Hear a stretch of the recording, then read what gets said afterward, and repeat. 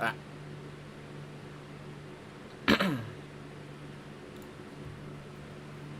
Oof.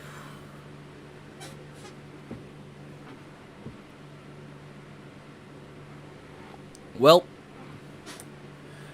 hey guys, I can't believe I actually hit end stream instead of just like stopping because. So the idea is I try to make these into actual YouTube videos, but it just seems like, well, it seems like I just made it into a YouTube video because. That was weird. That was not how I was supposed to do that. That is not how I was supposed to do that. Whoops. Oh well. Oh well. We fix it. Alright. So we're gonna move to red in just a bit. I apologize to anyone who left because my Twitch ended. Really just a lot of my fault. Alright.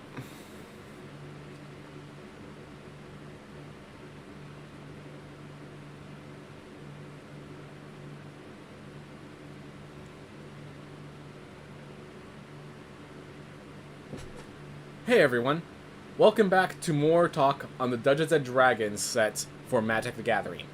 So, once again, we continue this set. I'm going to go over standard, limited, and just the flavor of the cards. Some people on my channel do not play Dungeons & Dragons, so I'm going to go into the flavor the best I can, but I just use the monster manual and stuff. I kind of make my own campaigns. So, the specific Waterdeep and that sort of things, I do not know. But we're going to go through every card and just talk about where they're good, where they're bad, stuff of that nature. Alright, so first, we finished black, so let's do some red. Armory Veteran. So 2 mana 2/2, as long as it's equipped, it has menace. Limited card, it's a bear, you play bears. You give it equipment, it's more aggressive, great. Not good enough constructed. Not good enough constructed. Maybe, I mean, I don't think in constructed they're short on warriors. I was gonna say in constructed, like, a good warrior is good, but it's like I think they have good enough warriors in constructed. They don't need this as well. Yeah, for flavor, it's a veteran soldier. Like, yeah, you have a bunch of different weapons depending. So like he has the spear, he has the bow for distance. You might have a slashing weapon for some creatures, bludgeoning weapons for creatures, other creatures, stuff like that. Card works. Card does what it needs to. Barbarian class. Alright. So the Barbarian class actually did pretty good for its flavor. And I just realized that's not just a picture of an axe. That's a picture of an axe that was thrown into like a chapel wall and just embedded into the wall. That's even better of a picture than I thought it was. Also, so another thing that is definitely a war axe, not a battle axe, because the war axe uses what a lot of us call the barbarian dice. Basically, barbarians are the only ones that use the D12 consistently. Very few other classes ever use the D12. So, I just kind of think that's hilarious, that's how they did it, sort of thing. Alright, so its first ability is basically the reckless attack of a barbarian. If you would roll one or more dice, instead roll that many dice plus 1 and ignore the lowest. It's grant advantage.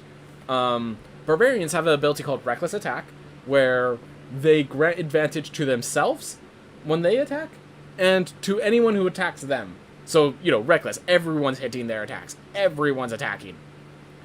Then you can get this to level 2, and it only costs 2 mana. This is where the Barbarian class is actually interesting. It's a 1 mana play, that then has a 2 mana level, and then a 3 mana level. This is very aggressively curved. Strangely enough, in the decks where you'll play it, you probably don't get above level 2 very often. You might get to level 3 sometimes, where it's like, okay, they're about to wipe the board, I'm just going to get myself to level 3, so that they wipe it, and then I just come right back at them, and I never stopped coming. So, it's level 2, whenever you roll 1 more dice, which, notice that these class cards, they do not roll the dice, they just push you. Yeah, a lot of these cards, they do not complete their own synergy, but they allow you the opportunity to have synergy. They're a piece of a puzzle. So it's, second one is whenever you roll 1 or more dice, target creature you control gets +2/+0 and gains menace till end of turn. So again, the aggressive dice roller deck. If that dice roller deck sees play and constructed, Barbarian class is going to be in it. I'm not sure how many, because it's not a dice roller itself, but the ability to get a hasting, menacing creature, because it has an ETB that rolls dice, and then you have advantage on that dice roll, very cool for a Barbarian class. Very cool. Yeah, I think one of the big themes is that it's the low costs that makes everything cool here. For limited, you need to have enough dice rolls to make that worthwhile. I mean, like, if you get to level 2, like, if you get to level 3 in limited, then it's actually it's good enough, even with very few dice rolls. But that costs 6 mana, you're not doing that very consistently. Not in time. You are not playing this on turn 1, turn 2 putting this to level 2, turn 3 putting this to level 3.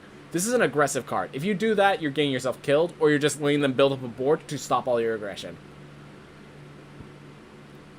Yeah, I think, for Constructed, I think if the dice roll deck works, a 1 mana enchantment that just gives you advantage, is great. The fact that it's 2 mana, that each of the other abilities help you be even more aggressive if the game gets longer, is also awesome. Like, I think this is an awesome card. Oh, right. So the first ability is Reckless Attack. The second ability is Rage. The third ability is, I think, called... There's a 7th level ability where they have advantage on initiative rolls, which is basically what Haste is. So, that's cool. It's all cool. Alright. Battlecry Goblin. 2 mana 2/2, already good and limited. Tap 2, goblins you control gain haste and +1/+0 until end of turn. And then it has Pack Tactics. Whenever it attacks, if you attacked with creatures with total power 6 or greater this combat, create a 1/1 red goblin creature token that's tapped and attacking. So I have to first talk about Pack Tactics. Flavor-wise, it actually loses. Pack Tactics is their version of flanking in this game. They didn't want to force you to have battle mats and all that, so whenever they wanted you to like flank and do those sort of effects, they use the creature as Pack Tactics. So wolves, kobolds, they are focused on flanking as their strategy, so when they remove flanking, they gave them Pack Tactics to make up for it. Goblins, I could see them having Pack Tactics, but generally speaking, they don't. They just use their own strategy. They use different strategies. So it even doesn't make sense there, but it's like, okay, whatever. Pack Tactics, so they needed to make sure there's already ability that if you attack with like 3 or more creatures, this effect occurs, and they needed to not use that same ability again. I don't think it's Rally, but something similar to Rally. So they needed to prevent that from Pack Tactics. They want to make sure Pack Tactics was different. The thing is, Pack Tactics, if you have just a dragon, if you just have one like 6/6 creature, you can attack and the Pack Tactics triggers. You can infuriate this Battlecry Goblin and then give it +1/+0, and it triggers it alone. It's kind of hilarious. It's kind of not fitting Pack Tactics, but so flavorfully Pack Tactics loses. Mechanically, it's pretty cool. All Pack Tactics creatures want to attack, and it's just like as long as you built up enough of a force, you get the benefits, but you have to attack, which attacking leaves you vulnerable to losing that force. The power of this card is that it gives your goblins +1/+0 and haste. So if there's like a 2/2 goblin, if you have this in play, you play a 2/2 goblin, buff them both up, you could attack and immediately get the Pack Tactics trigger. So this card is good. In both limited and constructed, I'd say this is pretty good. I think it needs more support in constructed. I have not seen the rest of the goblins, but even then, I think it's going to end up needing more support for Pack Tactics and stuff to work. It'd be a goblin deck. Basically, we would need more goblins. More goblins. Are there goblins in the previous sets? Strixhaven didn't really have goblins. Before that... What was before Strixhaven? Oh, it was Kaldheim. No goblins. There were changelings, but they're not red. Yeah. We need more goblin synergy before Battlecry Goblin becomes really big constructed. Either that, or there's just like a critical mass of goblins that I just don't realize yet. Limited, 2 mana 2/2, good enough. It has a Pack Tactics ability that it has a way to pump itself, so Pack Tactics triggers more. If you're the aggressive Pack Tactics deck, Battlecry Goblin's great. Boots of Speed. Equipped creature gets +1/+0 and has haste, equip 1. Limited, this is good as a way... Much the way the Barbarian class is good, where if they wipe the board, you could come back in. Boots of Speed does the same thing. The main problem with Boots of Speed is, one, it costs 1 more, which When you're being aggressive, you're using every bit of mana, so that one additional mana is too expensive sometimes. And second, it just... How do I say this? Yeah, so first of all, if you're being aggressive, you need all that mana. It is an equipment. It is a 1-mana equipment, so that could be good for, like, Armory Veteran turning into a 3/2 Haste Menace. Yeah, I think if it sees play, it's because of the equipment is actually the value. If its equipment isn't valuable, you're not going to see this in Limited. Constructed, there's probably better equipment. Yeah, there's probably better equipment. It'd have to be very, very aggressive for this to be played. There has to be better equipment. There has to be better equipment. Flavor-wise, click your heels and become the wind. So Boots of Speed, you actually trigger them. Clicking your heels is the trigger. And it doubles your movement speed. So perfect for haste. Perfect for haste. Brazen Dwarf. 2 mana, 1/3. Whenever you roll 1 more dice, it deals 1 damage to each opponent. So, the Dwarf synergy is kind of cool, but I don't think the Dwarf deck is the Roll the Dice deck. I think the Roll the Dice is not a tribal deck. For Limited, like, this will deal some damage. This is not your win condition. You're playing because it's a 2 mana, 1/3, and then you roll dice as well. Constructed, the dice deck has better cards like Barbarian and just good dice, the dice rollers themselves. It doesn't need more benefits than, once you get advantage, that's all the benefits you really need. So, not really see play there. Of a Brass Dragon. I don't think Brass Dragons have Fire Breath. I'm pretty sure Gold Dragons are the only metallic dragons with Fire Breath. So, maybe they do have Fire Breath. I didn't realize it, but I'm pretty sure Brass is either Poison or Lightning. Yeah, I'm pretty sure Brass is Lightning. So, this doesn't even make sense lore-wise. Which is sad. Burning Hands. Deals 2 damage to target creature or Planeswalker. If it's green, it deals 6 damage instead. So, Limited, this is a kill shot. Great. Against green, it happens to be a better kill shot. Great. You play this in Limited. In Constructed, oh man. So, this is the Stomp when Stomp leaves. And in the decks where Stomp is not good enough, the decks where Stomp isn't good enough is Mono Green Stompy, for example. In which case, this kills Elder Gargaroth. The main problem with red burn decks is that they can't deal with threats that are too big. The only decks that really make threats too big are generally green decks. This kills Elder Gargaroth, this kills Kogla the Titan Ape, this kills... I'm trying to think what green creature this doesn't kill. I think there's a Tarrasque at a few things that we'll see later this set that it won't kill, but generally, this kills what it needs to, and that's what makes Burning Hands a good spell in Constructed. It's probably sideboard, but it's a good spell when you're needed. Flavor-wise, Burning Hands is just a cone of fire. It's a low-level spell that just gets up. It grows intensity along with a caster? No, it doesn't. If you're casting spells at higher levels, just cast Fireball. Yeah, this does not scale well, actually. So, Burning Hands is not actually a scaling spell like that. Alright, Chaos Channeler. When it attacks, roll a d20. So first off, Limited. 4 mana, 4/3 with a benefit. Probably good enough. Because, yeah, its first benefit, exile the top card of your library. You may play it this turn. Generally speaking, that means 4 mana, 4/3. When it attacks, draw a card. Good enough. Then 10 through 19, you exile the top 2 instead.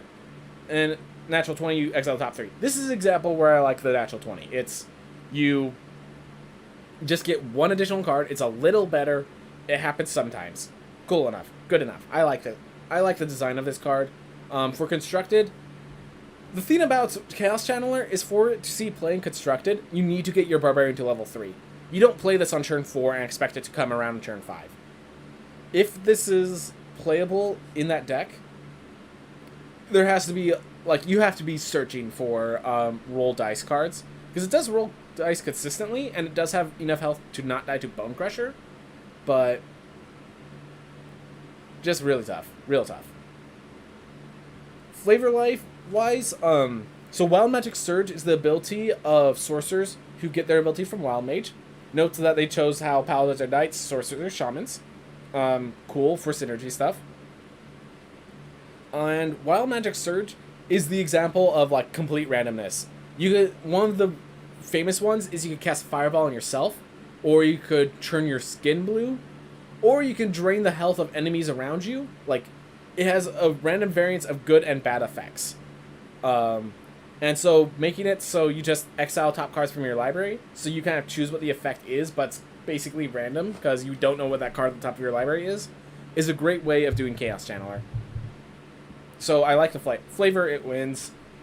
Limited, it wins. Constructed, you really need dice roller cards for it to see play in my mind.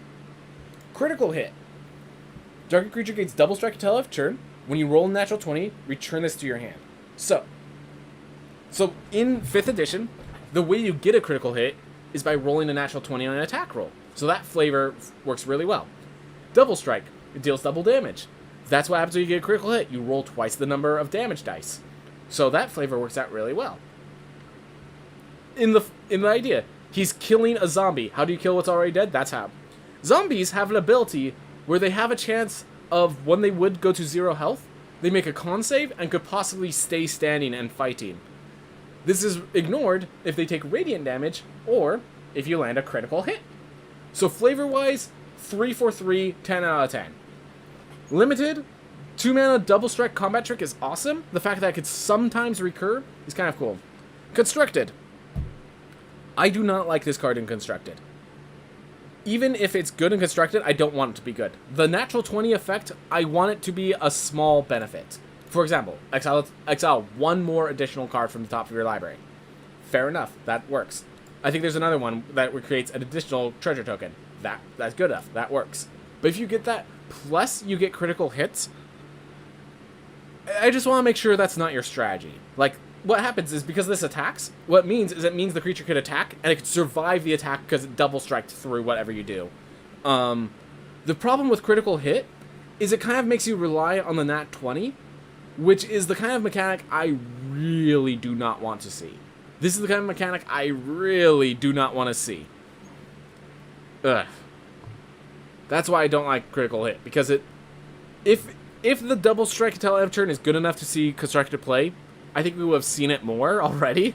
But the fact that it's not, if this ends up being good enough constructive play, that's a bad sign, because that means people are just rolling, gotta get that nat 20. I'm okay with a variance deck. I'm not okay with a 5% variance deck. So I do not like critical hit as a design for standard. It's fun for limited, and it's great in flavor. Ugh. Delina, Wild Mage. Whenever it attacks, you choose like a creature, and then roll d20. 75% of the time, you just create a copy of that creature that's tapped and attacking, and exiles item combat. And on 15 through 20, you create an additional copy, and you could keep synergizing this, where if you keep rolling, you could make as many, a million creatures. The theme so there's actually a theme that there's a creature that grants you advantage. It's a blue 2-mana 1/3. And if you roll that, it's possible to keep getting more and more advantages and basically get near infinite of those guys. It's a 14% chance of creating 20 1/3 tokens with just the 1/3 fairy and this card. Which, the thing is, you're also probably going to take the barbarian card with this. Now, do keep in mind, there's a problem. This is a 4-mana 3/2. As a 4-mana 3/2, it dies really quick to stomp. So you're basically, I would say you probably play Barbarian class, and you wait until you have your creatures gain haste before you play Delina Wild Mage. It also means you would give it Menace. So this is a card you do have to do a lot of setup. This would be like a... Here's the theme. What I like about this card is that it asks for advantage because it's a 1 out of 4. And it's expensive, so you can't just play this in a non-roll dice deck, so you kind of want to have Barbarian there anyways. And it's just a good effect. Like, everyone talks about the combo with the fairy that gives advantage. Just play this with any decent creature, and it has a good benefit. Like, you turn this into a 5/2 Menacer, and then you get another creature that's attacking, and sometimes you have more creatures that are attacking, and each of them get +2/+0 on Menace. This is a good enough card as just a card, I think. If you're okay treating this as a combo card. I think you put no more than 1 or 2 in your deck. Limited, they usually don't have a way to kill it. You attack, and if you can, and you get a good combo. This is, in both cases, this is your tempo late game finisher, in both limited and constructed. Flavor, this is another wild magic surge kind of character. I guess they're casting Mirror Image, but Mirror Image, the images can't deal damage. Oh well, I'm okay with some creative licenses. This is a good card. I like this card. I do. So when I say I like this card, I like this on the grounds that you have to pick cards like Barbarian class that give you advantage. If someone just rolls attacks and banks on rolling a 15 to 20 to win, I'm going to suddenly dislike this card a lot. I think that's going to happen. It's not going to happen enough for it to be a concern. It's a 4-mana 3/2. You're not playing it in constructed if it's not the dice rolling deck and you have a way to get it haste. The fact that Barbarian class happens to have a way to give it haste is why this card could see play. Dragon's Fire. So it's 2 mana, deal 3 damage, or you can reveal a dragon card from your hand or use a dragon you control, and you instead deal damage equal to that creature's power. Equal to that dragon's power. They use a lot of text, but that's basically what happens. I do like the card. I do like the... So it's 2 mana... So the 2 mana deal 3 damage is sometimes fringe playable, and then sometimes the fact that it could be just a bigger, harder removal, I think could make it see standard play if there is like a Tiamat Dragon deck. I don't think that Tiamat Dragon deck's seen play unless there's like some super combo that I have not seen yet. There is a blue-red Dragon deck, but it uses Galazeth, which already only has 3 power, so that was no benefit. And it has Goldspan Dragon, which has 4 power, so not much benefit. And then you reveal that you have a Goldspan Dragon, which could be a penalty in and of itself. So... card is okay. Card does what it needs to do. In limited, it's great. In constructed, you need like a specific like heavy dragon deck, and I don't think, I'm not sure if that exists, and if it exists, it's not until Eldraine. It's not with Eldraine.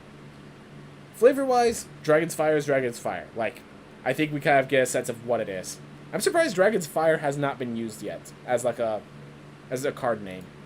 Dragon's Breath has been used, which is why they can't use that. Dueling Rapier. So, equipped creature gets +2/+0, and when it enters the battlefield, you attach a target creature you control, and it has Flash. The thing that makes this cool is that it's a combat trick for your creatures. Now, do note, it does not give it first strike, so as a combat trick, it's kind of weird. It doesn't give first strike, it turns it from, I'm dying and you're not, to we're both dying often. The fact that it has equip 4 is just good, but like it's pretty expensive to equip for not much benefit. This this card has to go with equipment synergy, or it has to just be you're equipping it before combat to trigger pack tactics. The fact that both works within limited is pretty cool. But the fact is, this isn't like a very good card. In constructed, I think there are other cards that have that same when it enters the battlefield attach it, and they're just better cards that have that. So not seen play in constructed. It's like I usually say like 1-mana combat tricks are good. This isn't exactly a combat trick. It doesn't, unless the creature has a way to survive. This isn't a combat trick. This doesn't turn you from I'm dying, you're not to you're dying, I'm not. This turns it from punt, nothing's happening to you lose, or from I lose to we both lose. That's not what makes 1-mana combat tricks good. This is half a combat trick. It gets you halfway there, not full way there. But it is equipment. I think if you're searching for equipment and there is a limited equipment deck, you're happy to have this. Maybe there will be a super aggro Brunar deck. That is possible because this acts as +4/+0. I still think if there's a super aggro Brunar deck, like Brunar would be the top end, not Dueling Rapier, and Dueling Rapier isn't going to be played after Brunar. Yeah, there's just better equipment at this point. Also, until Eldraine leaves, there's Embercleave, which just makes Dueling Rapier cry, but also makes everyone else cry, so we're not going to talk about Embercleave. Exactly when Embercleave is gone.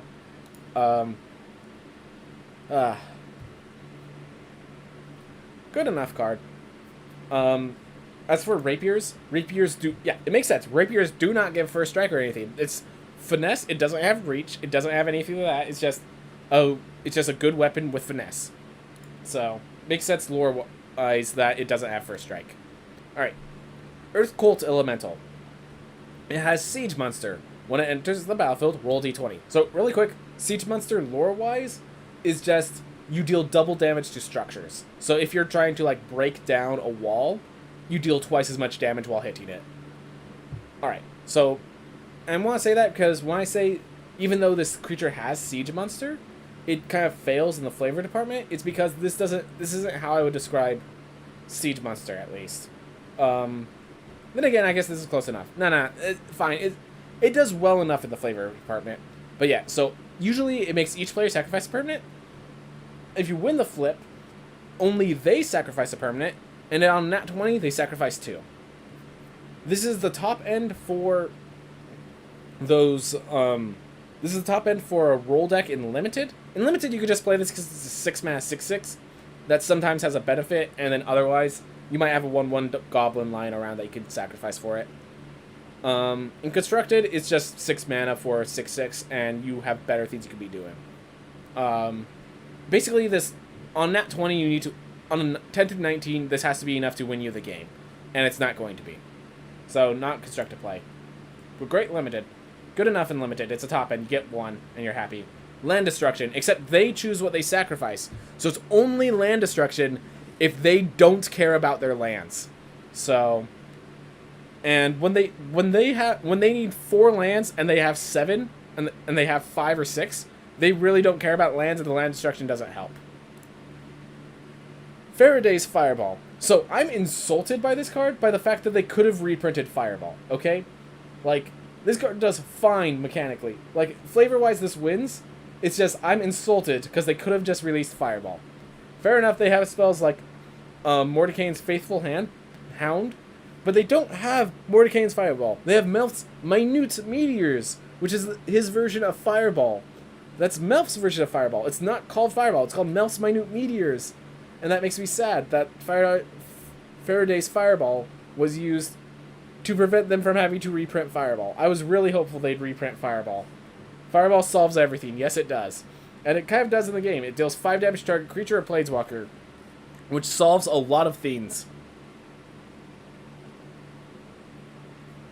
So then you roll dice, and it either deals 2 damage to everyone, or deals 2 damage just to your opponent. In Limited, this is a kill spell. You're happy.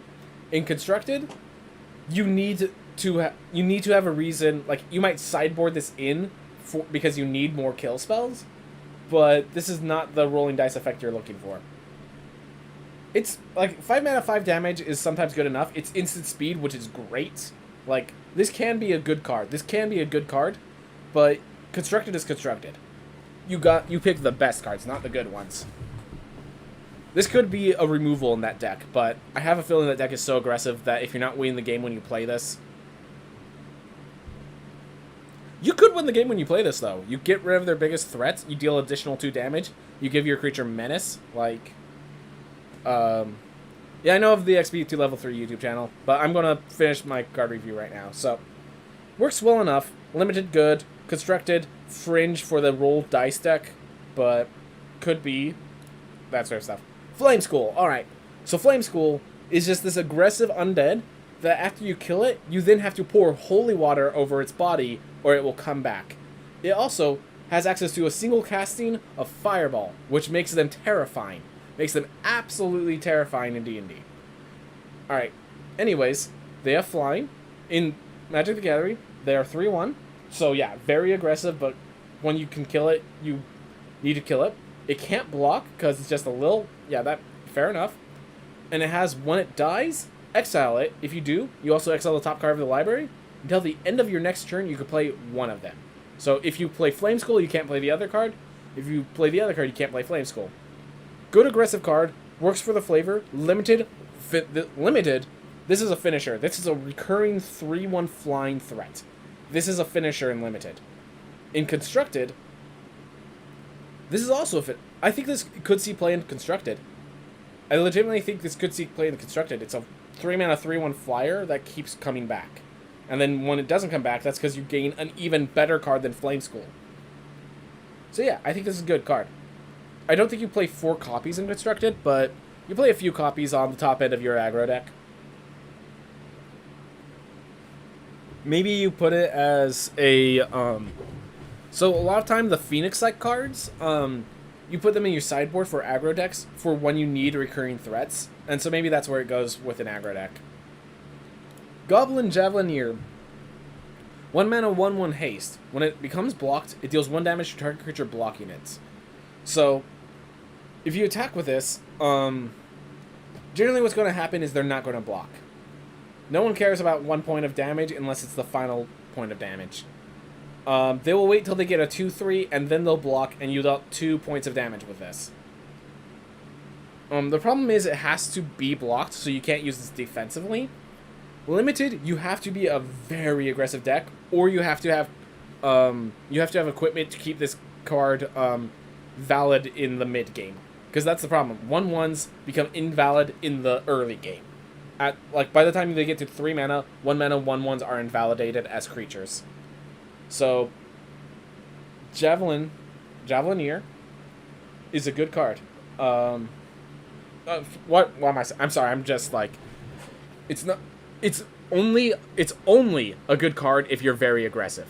It's only a good card if you're very aggressive. You bring up the Talisman, but the Talisman, even with a Talisman, it could still get double blocked to be killed, and it's dealing 3 damage if it's attacking alone. That's split between. You have to be black and red. You have to wait till turn 3 to play and equip the Talisman. It's like, it still works. It's a combo that will be useful, but it's like, that's not what you're trying to do. Double block will still kill both, but will kill the Goblin Javelineer if that's your win condition, and they could also destroy the artifact in response. There's a lot of vulnerabilities. It's 1 toughness. If they have any way to deal 1 damage without having to block it, it's dead. Like, I do get that's a good combo, but you need the Talisman for that combo. You need a specific 2 colors for that combo. It's a 1 mana 1/1 until you get that combo. And that's not good enough for Limited, unless you and if you just have, like, 2 Goblin Javelineers and 1 Talisman, if you don't draw that Talisman, it's just a 1 mana 1/1. So, yeah, it's... you need to be very aggressive for this card to work. And if you're very aggressive, I don't think it's attacking alone. So, in Constructed, there has to be a Goblin deck. In Constructed, if there's a Goblin deck, this might see some play. Flavor-wise, yeah, Goblins use Javelins sometimes. Usually they use short bows when they're using ranged weapons, but they can use Javelins. Alright. Goblin Morningstar. Oof. So, 2 mana, equip creature gets +1/+0 and has trample, and equips for 2. That could be good sometimes. When it enters the battlefield, you roll d20, and you either create a 1/1 red goblin, or you create a 1/1 red goblin and attach Goblin Morningstar to it. So, if it just automatically equipped the Morningstar, I would say maybe there's some fringe play in Constructed. I want to say that if it always equipped, maybe there's some fringe play in Constructed. Even in the Roll20 deck, I'm not so sure about it. The creature would have haste with the Barbarian, so later on it'd be good. It does give trample to your menacing creatures. The thing is, if this sees play, it's because you need the trample, I feel. In Limited, yeah, create 2 mana, get equipment, create a 1/1. Sometimes it's a 2/1. I think that's good enough. In Limited, this is good enough. In Constructed, I don't think so. I think that, again, there's better equipment. Yeah. Flavor-wise, usually it's the Bugbears that have Morningstars. But yeah, Morningstars are a thing. These goblins are usually dex-based. So while they use Javelin sometimes, they're usually using dex-based weapons. Morningstars are not dex-based weapons. Actually, wait, there's a rat. So I was going to say, maybe that is a Bugbear, but Bugbears are medium-sized, not small-sized. Alright. Hoarding Ogre. When it attacks, roll d20. You create 1, 2, or 3 treasure tokens. This is a 4 mana 3/3. This is a 4 mana 3/3, and its roll d20 effect does not draw you a card. It does not make it big enough that it can't be blocked. It just creates mana. Maybe the mana is useful and you could use it in limited. You're not using this in constructed. You're not using this constructed unless, like, the treasure deck is so powerful that you just need more and more treasures. Even there, you'd rather play Magda and make it dwarfy. This is an ogre. Limited, maybe, if you're aggressive enough, if you have a big dragon at the top end, if you have combat tricks to play with those treasures. But it's not in every deck. Nah. Yeah. So it seems like it's raiding a cart, which I guess makes sense for ogres. Ogres, well, actually, lore-wise, yeah, ogres are usually the big lugging enemies that, like, work alongside the goblins that think of the strategy. So, could see a hoarding ogre working with that. Lore-wise, it works. Hobgoblin Bandit Lord. 3 mana, 2/3. Other goblins get +1/+1. And you could tap a red and tap this creature to have it deal damage equal to the number of goblins that entered the battlefield this turn to any target. So in limited, this is already a 3 mana 2/3 kind of fringe. If you have some goblins, it could then actually act as a kill spell for small creatures, which is pretty cool. If you end up goblin swarming, which there are some cards that goblin swarm a bit, it actually acts as an actual kill spell, which is great. It's a pump for those goblins. I think this allows for a, as I said, goblin deck, it needs more goblin synergy, but this is the kind of card that says once it gets that goblin synergy, it becomes scary. This is a good card. This is a really good card if it has its synergy. The problem is just making again, I don't know if there's, like, suddenly, like, if there really is enough goblins here. I don't think so for constructed. Limited, do you have goblins? Yes or no? That decides whether or not you can play this. Flavor-wise, hobgoblins are actually seen as one of the more intelligent goblins. So usually it's either a goblin or a bugbear. A hobgoblin or a bugbear that leads a group of bandits. Bugbear if they're using more strength than intelligence. Hobgoblins if they're using more intelligence than strength. I like that. I like that. And it's a rogue, so yeah, it makes more sense. This is the Bandit Lord of a more sneaky operation than an aggressive one. Hobgoblin Captain. Whenever it attacks, if you attack with creatures with total power 6 or greater, this gains first strike. So this is cool, because if you have Pack Tactics, this could attack without dying. If you don't have Pack Tactics, it's a trading 2 mana 3/1, which is often good enough in limited. In constructed, Pack Tactics has to be a really good ability. I don't think this is playing constructed. There's just too many good cards. Flavor-wise, works well. Yeah. Hobgoblins do not fear death. For those who fall in battle, have gained glory eternal. I would say, like, flavor-wise, fair enough. Hobgoblins do care about their image more.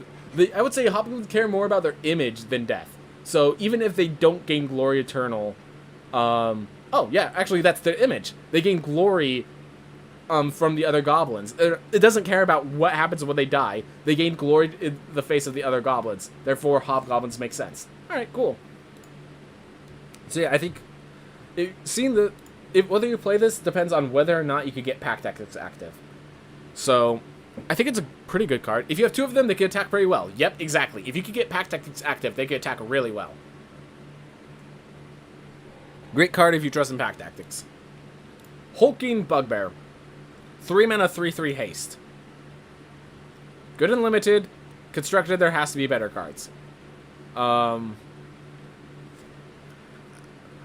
I like this card. I'm just kind of, with how far Magic has moved, I'm surprised the card with so little text has made its way to uncommon.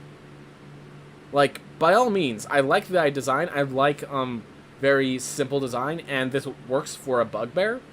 It's just, I'm kind of impressed this made its way to uncommon. I feel like with today's design as an uncommon, it should have been like a 3/4 haste or a 4/3 haste. Like, it should have had one more stat. Or it could have been moved to common, and actually a common 3/2 haste just sucks. So, I'm thinking this could have been, I'm surprised this is uncommon. Maybe they just realized in limited it's too strong. Which, I believe. You go Hobgoblin Captain into Hulking Bugbear, and suddenly you have Pack Tactics on the turn this can first attack. Oof. Oh yeah, I already bought the gems at the MTG store. Thank you for letting me know. Alright.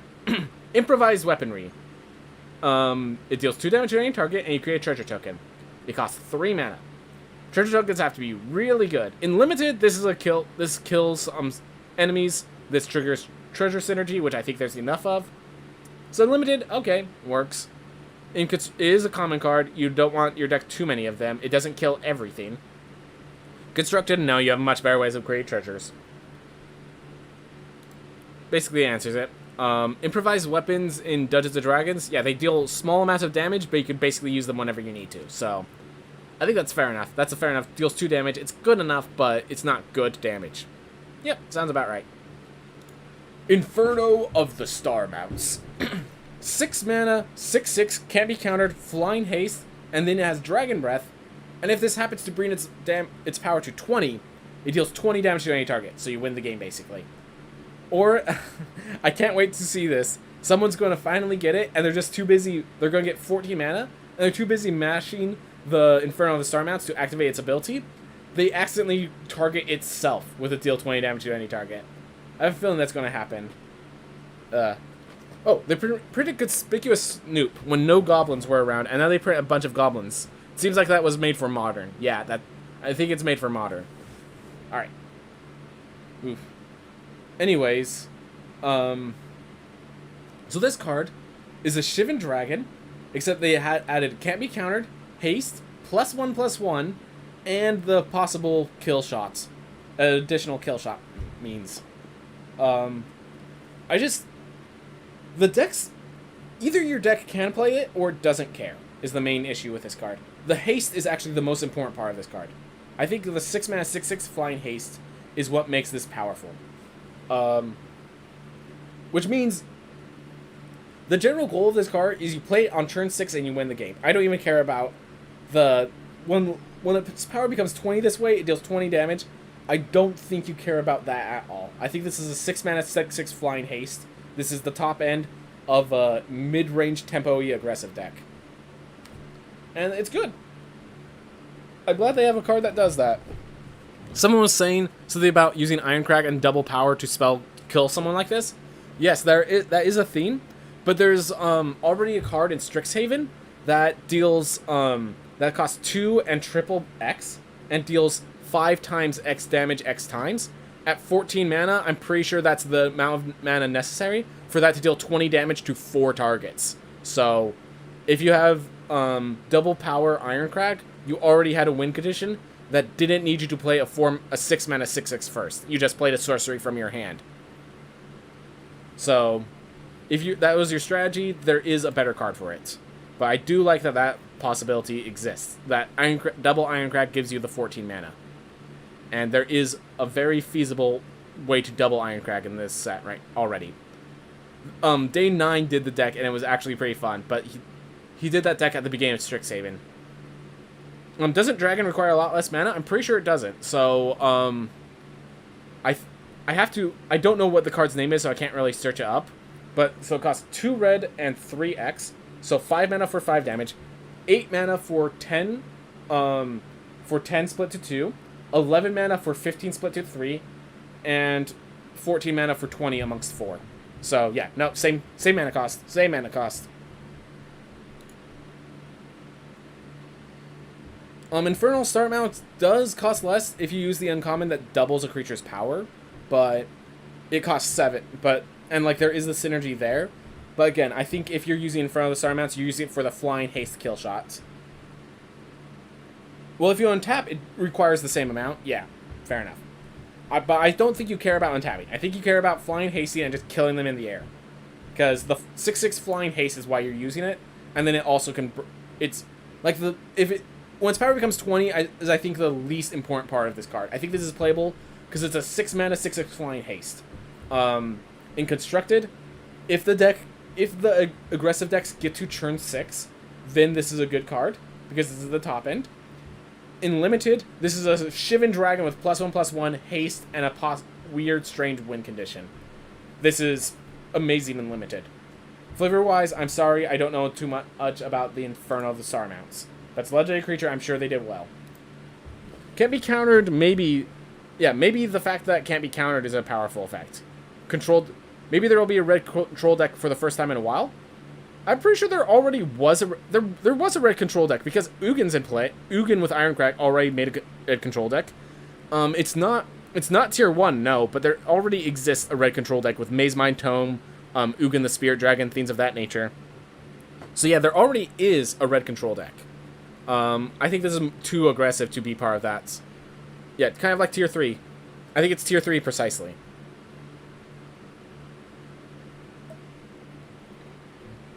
And the thing is, it kind of still works in Eldraine. Bone Crusher only helps it because it allows you to kill creatures. Alright. Jaded Sellsword. 4/3 Dragon Warrior. When it enters the battlefield, if you use the treasure to cast it, it gains first strike and haste. Limited, good enough. 4-mana 4/3 is something you accept when you need it.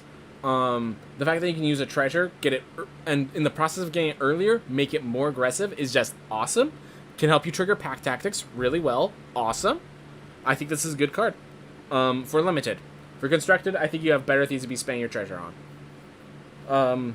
And like if you're going aggressive, 4 mana is a little top endy for aggressive. Flavor wise, I mean, Jaded Sellsword tells you more of the flavor than the game itself. Alright. Kick in the door. The one flavor theme that fails here is that they could have called this card Dwarven Lockpick. I get that that's technically a meme that people made about this strategy and not part of the game itself, but they could have called this card Dwarven Lockpick. Oh well. Oh well. So it's 1 mana sorcery, put +1/+1 counter on target creature. That creature gains haste, and can't be blocked by walls. Venture to the dungeon. I guess one other flavor theme. This could have been one of those choose one cards called you come across a door and choose one. You either kick it in to put +1/+1 counter and give it haste, or you pick the lock and it has some target creature can't be blocked or something like that. Or yeah, target creature can't block. Something of that nature. But oh well, this is a cool way to do it. You venture to a dungeon. I will say, if this sees plain constructed, it's because it is a 1 mana venture card. There's not particularly a lot of Forgotten Realms flavor in general, and I'm going to look for it. I'm going to look for it, man. But, and I'd say there's actually quite a bit of flavor. There's quite a bit. It's just there's so much flavor in that world that there always could have been more. There always could have been more, so that's why people feel like there's not a little flavor in general. But you compare this to other sets, I feel like this is actually pretty good. Like, D&D is kind of generic fantasy to an extent. It's more generic D&D flavor. Well, I want to be clear. I love that's generic D&D flavor. If there's Forgotten Realms flavor, I wouldn't know, because, as I said, I don't know Infernal the Star Mounts. But, like, Forgotten Realms, you have to remember, is generic D&D. That's the generic world for Dungeons & Dragons. So, I'm actually happy with them having more D&D flavor, if anything. So, anyways, again, limited, you need to be pretty aggressive for... You need to either be pretty aggressive, or you need to really want adventures for this to be good. For constructed, if this... I feel like if the sees play, it's because it's a 1 mana venture trigger. Then again, honestly, like, if you're... Yeah, if you're doing the Tomb of Asarak aggressive, like, they lose life, you get +1/+1 counter, you give it haste. I think it's too fringe. I think that's too fringe for constructed. But yeah, cool. Still cool. Like, don't think Infernal Star Mounts has anything to do with Forgotten Realms. I mean, it's a legendary creature. I'm sure there's something that just you and me don't know very well. That's all I'm going to say. I don't think they'd make that card. The Star Mounts is definitely a place in Dungeons & Dragons. And the Green Planeswalker is, you think, is definitely a made-up character? Alright, fair enough. I get where you're saying it's D&D. Anyways, Magic Missile, the most D&D spell in the game. Can't be countered, deals 3 damage, divide amongst 3 targets if you'd like. Yeah, it's basically, deals 3 damage, divide as you choose. And so I think this is, like, the one thing is that instead of can't be countered, I would have liked damage can't be prevented for flavor-wise. So the whole thing about Magic Missiles is you never make an attack roll. You cast the spell, and it deals its damage. You get, at least in 5th edition, you get 3 darts that all travel to their target, deal their damage, and that's it. Unless they have the shield spell, you cannot block the damage. Which I guess they're getting the sense that if there's a shield spell, it prevents damage, which allows it. But, so I guess the can't be countered is how they do the you cannot miss with it. Fair enough. The 3 damage is perfect. Fair enough. Good there. Limited, it's a damage spell. Going to work. It's going to be good. You either kill 1 decent target or 2 smaller targets. Sometimes you kill 3 1/1s. Pretty good. Standard. The split damage needs to be useful. I feel like this might be a sideboard card for specific matchups, but I'm not even sure what matchup you need for it. The 3/3 legendary green creature is a made-up character in non-Forgotten Realms. Huh. I had no idea. Good to know. Meteor Swarm. So Meteor Swarm is another 9th level huge spell. This is the ultimate fireball. This is... You're casting this instead of Wish. Wish is not strong enough to give you Meteor Storm. 3 red and X. Deals 8 damage, divided as you choose among X target creatures and or planeswalkers. So it's 4 mana. So let's just be this clear. It's 4 mana, deal 8 damage. 5 mana, kill 2 medium-sized creatures. 6 mana, kill 3 medium-sized creatures. Like, there is a maximum. There is a maximum. You can't sink Crackle with Power. That's the card. So, Crackle with Power.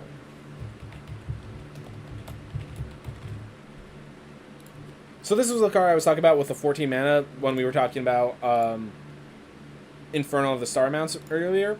This is now Crackle with Power. You cannot sink 14 mana and win the game off of this. You can't even target non-creatures. Interestingly, with Meteor Swarm, it doesn't increase in damage, it just increases in targets.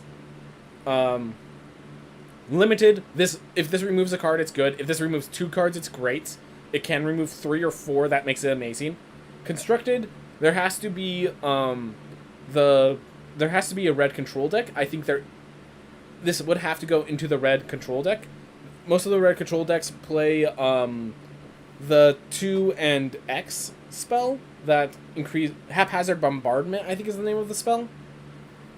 And part of it is that that's a land. So it would need more effects like this for Meteor Storm to see play. Maybe it does need more effects like this. Maybe it does see play. But there's already a lot of these effects. I'm not sure if Mono Red Control needs it. Flavor-wise, love Meteor Swarm. I don't cast it because I'd rather cast Wish, but people love Meteor Swarm, I understand.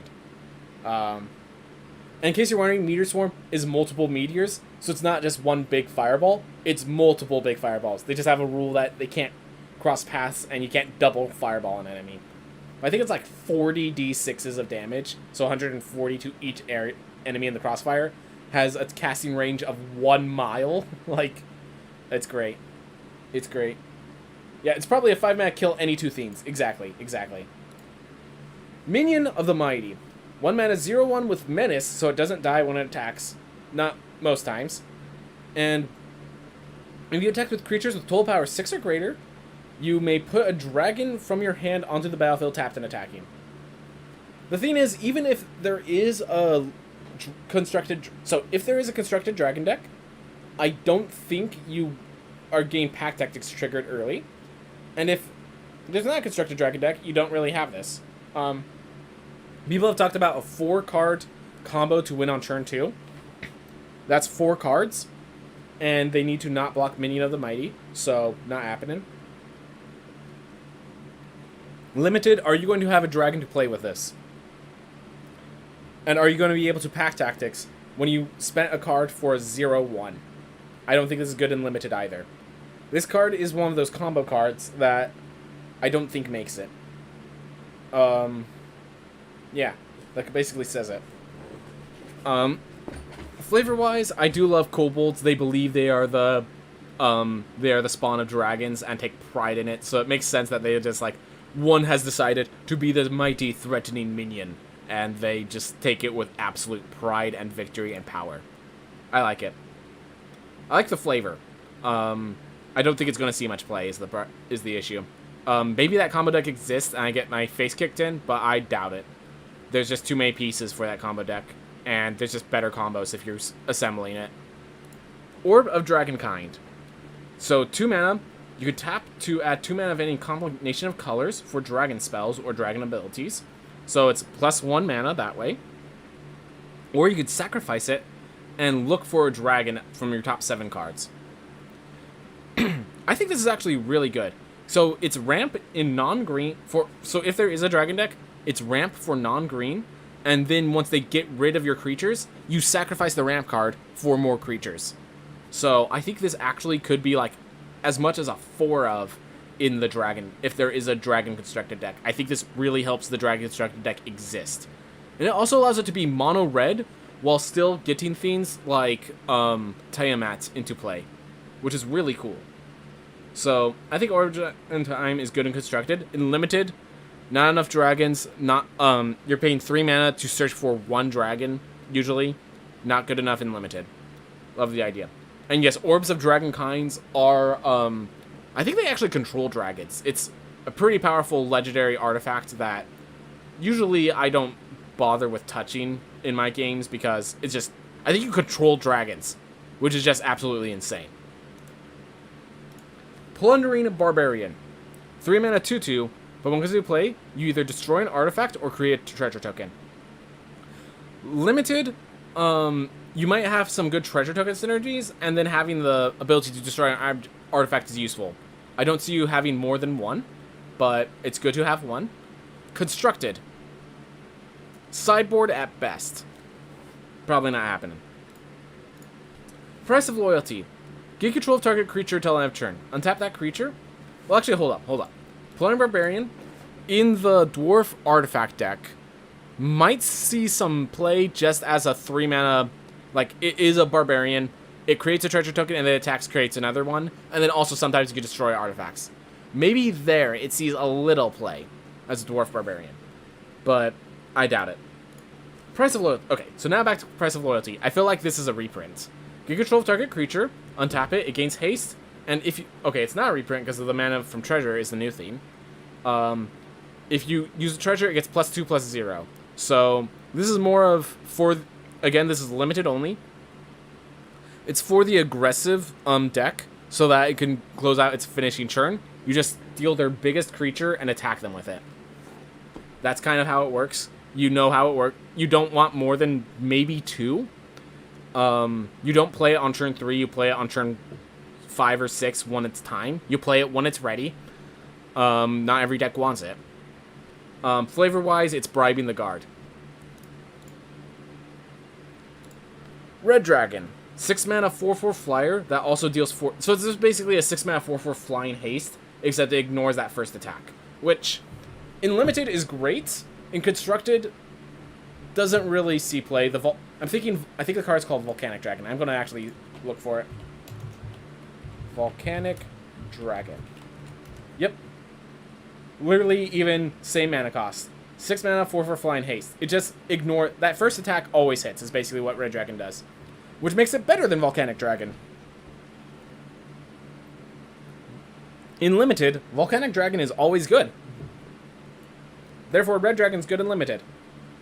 In constructed, I don't think Volcanic Dragon has ever seen play. I could be wrong, but I'm pretty sure it doesn't see play. Therefore, Red Dragon has the same issue. Let me check. It's been printed since 7th edition? Okay, during 7th edition it saw play. I'm certain if it's been... Oh, 6th edition, yeah. If it's been around since 6th edition, sure, it's seen play. It's seen constructed play. But not anymore. Not anymore. Even the Dragon deck probably has better dragons. Rust Monster. So Rust Monsters are... They don't deal much damage, but they have the ability that whenever they hit you, they like start eating away your armor, and whenever you hit them with a weapon, it starts eating away your weapon. It's one of those weird things where you're a fighter, you can counter a Rust Monster, and suddenly your best strategy is to put away your swords, take off your clothes, and just start punching the thing. Because it's not very damage dealing. It doesn't deal much damage, and it's pretty easy to kill. But as an animal, it specifically eats armor and doesn't care about the person wearing the armor. So, be careful with these things. So it's a 3-mana 2/1 with first strike.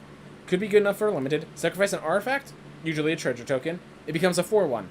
So the power of this card is you have 1 treasure token stay on the side, and you just keep attacking because they will not block because they know you'll just sacrifice the treasure and win the trade. And so you just keep attacking for 2 damage constantly, consistently, and you just keep putting on power. You saying with Red Dragon it also has Vigilance because it stays untapped. Ooh, that is good. So, with Red Dragon, because it skips that first attack, it also stays untapped. Thing is, for the decks that really want it, again, it's already good enough in limited. And in constructed, the decks that want it don't care about an untapped 4/4. They're swinging in, not trying to survive. Alright. Swarming Goblins. 5 mana, 4/3. When enters the battlefield, roll a d20.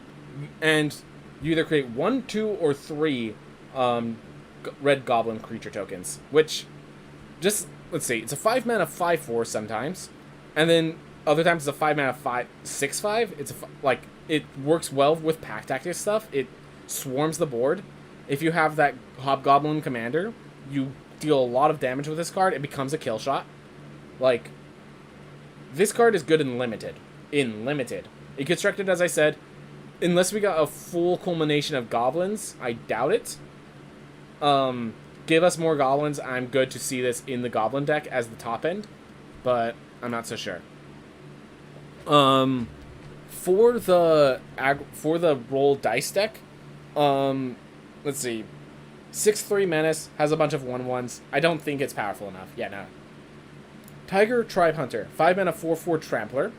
And when it attacks, if you pack tactics, you can sacrifice another creature and have it deal damage equal to the sacrificed creature's power to another target creature. So this is kind of like, we're swinging with pack tactics, and then I just want this guy to die before he blocks any of my other creatures. This creature I don't care about. This is actually going to be surprisingly powerful. I'm going to just say right now, this will be surprisingly powerful and limited. In constructed, I just don't see it. In constructed, it's 5 mana, you have to wait, you have to pack tactics, and then you have to sacrifice something. You have to sacrifice another creature, so if they just kill this 4/4... And, like, we're getting 3 mana 5/5s. We have freaking Questing Beast, or Lovestruck Beast. We're not going to have time to play the Tiger Tribe Hunter. So, limited card only. Flavor-wise, this could have been, like, oh, Tiger Tribe, Barbarian, okay. It's a Totem Barbarian, okay. It's an Animal Totem Barbarian, that's where it gets its argument. Tiger Tribe is more about leaping and pouncing and being maneuverable. Fair enough, fair enough. Unexpected Windfall. 4 mana instant. As additional cost, cast the spell. Discard a card. Draw 2 cards and create 2 treasure tokens. I feel like this was made as a card already, like, so this is Faithless Looting, except it costs 2 more, but gives you 2 treasure tokens in return. Which is actually good. There's a card, I can't think of it right now, but it was literally this card, except it cost a red and 3 instead of 2 red and 2. And it saw constructed play, because they could copy the spell to draw more cards and create even more treasure tokens, to synergize into more spells, into more spells, into more spells, into more spells. And given that Demi-Lich is a card, I think this can actually see constructed play. I just want to be clear with that. This card can actually see constructed play. There's also Teach by Example to copy this, which is an easy copy. Both have instant speed, so you could leave your mana up to hold up like counter spells or tricks or stuff like that. And then you just Teach by Example an Unexpected Windfall, fill up your hand, create a bunch of treasure tokens, and it costs you 3 cards. Like, I think this is a good card. I think this is a card that, like, you will be surprised. This will randomly see play in a constructed deck, and it can do it. And then we have all these treasure synergies, so it can do it even more. For limited, it's actually worse than limited. A lot of time, like, it does work in limited. I'm not going to deny that. But 4 mana being left open is kind of harder to do in limited. Especially with how aggressive this format seems to be. As for Unexpected Windfall, it's talking about, it looks like he's drawing from the deck of Many Fiends. And I think one of the possible draws from the deck of Many Fiends is to just gain 25,000 gold. So, worth of gems and stuff. So, that's what the Unexpected Windfall is. Valor Scener. 3 mana, 2/3 Tiefling Bard. Combat Inspiration. This is the ability of a Bard of Valor, which, yeah, Valor Scener. There's the flavor. At the beginning of combat in your turn, target creature you control gets +1/+0 until end of turn. Note it's at the beginning of combat. That's the main issue. But 3 mana, 3/3 is good enough in limited, not good enough in constructed, and that basically just ends it. It's okay in limited, it's good in limited, not in constructed. 3 mana, 3/3 is good enough. If you're the aggressive red deck, you'll like this card. Someone say Tiefling is half devil, but I thought it was half demon. My understanding is the Tieflings, so actually I could just confirm it real fast.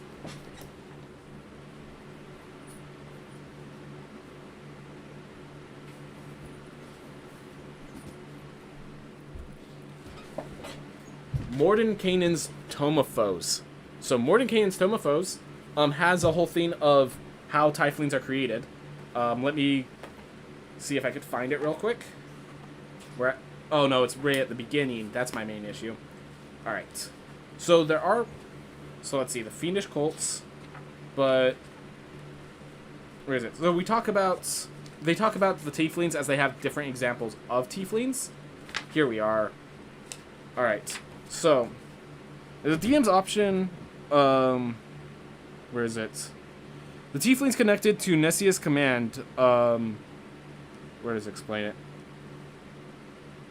But, alright, so I guess this doesn't explain it in any simple form, but Tieflings are all basically based, it is the cost. Like, if someone does something wrong, they, Asmodeus or the other devil that they made the pact with will sometimes turn their child into a Tiefling. And so there's all these Tiefling sub-races. I'm actually going to flip to the one with a picture instead of just words. Based on which devil that they've made a pact with. But if you read it, it's Asmodeus, which is the devil god that we got through later. If it's not Asmodeus, it's Beelzebul, it's Despater, it's Glacia, it's Memon, it's Mephistopheles, it's Zariel, it's demons. It's devils, not demons. It's not they don't make their... Tieflings are not made by Demogorgon. They're not made by Orcus. They're not made by Lolth. So, I think the problem is there aren't really any devils that can reproduce with humans. That's the thing. They don't reproduce with humans. It's a curse that Asmodeus will give to those who either forfeit on their contract, that maybe they'll just give it to them to give them the gift of power. It kind of depends. But they're not, Tieflings are rarely born from other Tieflings. They're born from humans that made some sort of connection with devils. Your problem is there aren't any devils that could reproduce with humans, but they're, the succubus is how you'd make a half-demon. So I think there actually, in the Monster Manual, is rules of the kind of creatures that are made when a succubus mates with a human. But, generally speaking, you die from that. Actually, no, I'm pretty sure, yeah, you just die from that. Succubi make more with incubi, not with humans. I'm pretty sure you just die if you do it with succubus. So, yeah. Also, what other demons than the succubi? Anyways, Wish. So, when it comes to spells with flavor, I think this is number one, because flavor works in both Magic the Gathering and Dungeons & Dragons. Oh, Cambion. Thank you. That's the name of it. Cambion are half succubi, half human. But they're not... Well, then again, we also... Maybe other half-devils are called Cambions as well. So, that means Tieflings is the half-devils. So, technically that's why they're not called human devils, because they're technically... Tiefling is their own race. It's not half-devils. It's humanoid creatures that made that fell through on a pact with a devil. Anyways, Wish. So, back to Wish. Let me focus. So, Wish is both flavorful in Dungeons & Dragons and Magic the Gathering. Wish spells have existed in Dungeons & Dragons for a while that allow you to pull a card outside the game, into the game. So, if I just type in Wish, Burning Wish, you choose a sorcery card from outside of the game. Cunning Wish, instant card from outside of the game. Death Wish, you choose, you lose half your life to put any card outside the game.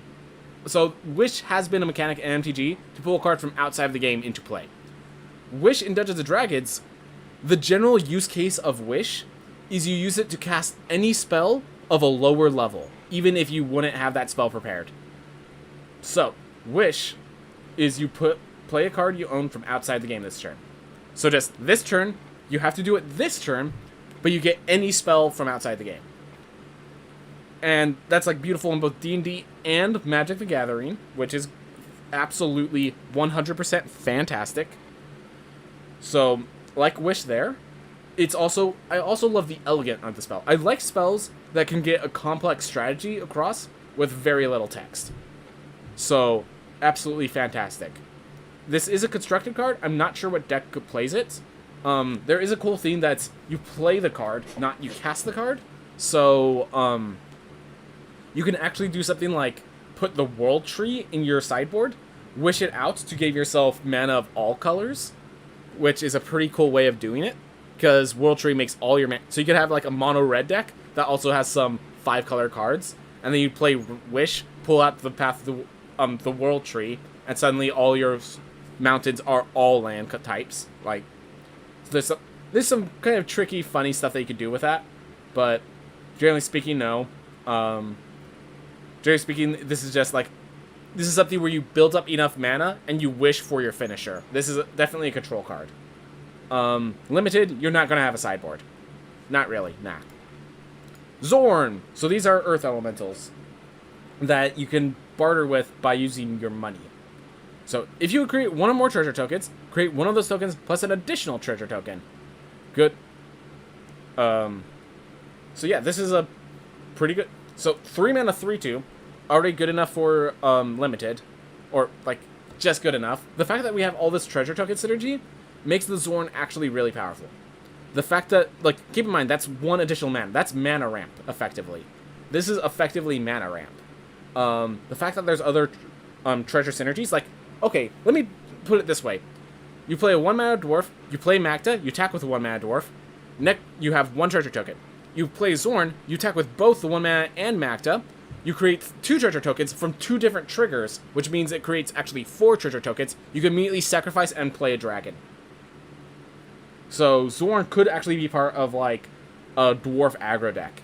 Just like, you play on turn 3, you attack, it's possible that you can win the game, or, yeah, maybe not kill them, but effectively win the game by turn 3 because you played the Zorn.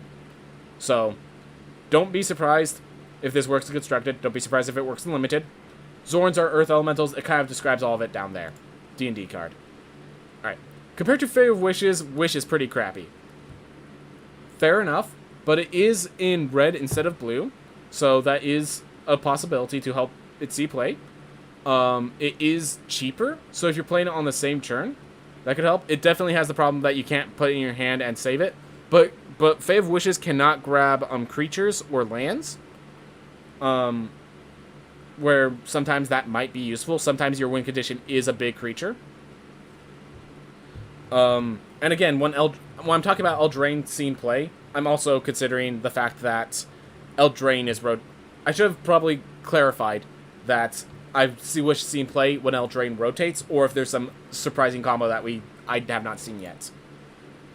Keep in mind there is some sort of there is a tier 3 mono red control. So you come to the Null Camp. So 2 mana instant. Up to 2 target creatures can't block this turn. Good for your aggro deck. Or target creature gets +3/+1. So you can either use this to help you finish off an opponent by doing the last bits of damage, or use it as a combat trick to give your creature +3/+1. Big problem with the +3/+1 combat trick is it usually you want a creature with higher toughness than power, but the kind of deck you want this in is one where you want higher power than toughness. It will work. It will be good enough sometimes. You don't want more than 2. Maybe you probably only want 1. You don't want more than 2. You're not picking this anytime early, but it's good enough and limited. You'll see it play. Constructed now. Constructed just now. You find some prisoners. 2 mana instant. This one might see constructed play. So, you can either destroy an artifact, or you can exile the top 3 cards of an opponent's library. You choose one, and you can cast it. You can play it. You may spend mana as though it were mana of any color to cast it. Notice that this card is instant speed, and that it says until the end of your next turn. You could totally just, like, play this to just grab their lands, to grab a land if you need one, to act as a sort of strategic planning style filtered card draw to make sure you scry and then draw a card, because if you just need lands, you often don't care whether it's your color lands or their color lands, you just need lands. Sometimes you get a good creature from their side, you take it. Usually cards are synergy based, so that doesn't help you as much, but still it's useful as that, as well as it being artifact destruction when you need artifact destruction.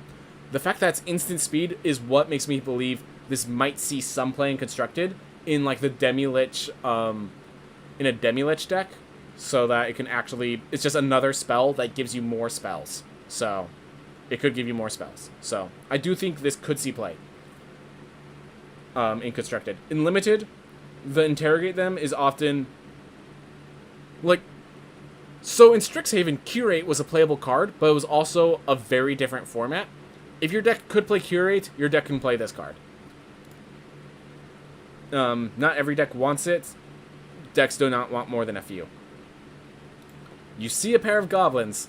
You charge them to give your creatures +2/+0, or you befriend them to create 2/1/1 red goblins. I just love how they're just like, oh, maybe, like, they're being, like, the idea of befriending the enemy, and they just show you, yeah, look at that one over to the right. Are these really the things you want as friends? Just, I guess, let's us work together and help serve the evil of the city. That's going to end well! Like, I love the idea. But what I'm saying is I love the ridiculous art of them. So, Limited, good enough. It's 3 mana, create 2/1/1s, or give yourself a combat trick. This is uncommon because this is actually a finisher. Because it's instant speed, you can wait for them to block and then blow them out in multiple different places. Or you could just create 2 creatures. Again, so I'm going to eat my words if I say this is good and constructed, but that Demi-Lich deck, I could see myself playing 1 if not 2 copies, just to help myself, not exactly the Demi-Lich part of the deck, but the source. There's a card called Sorcerer Class that we're going to run into later.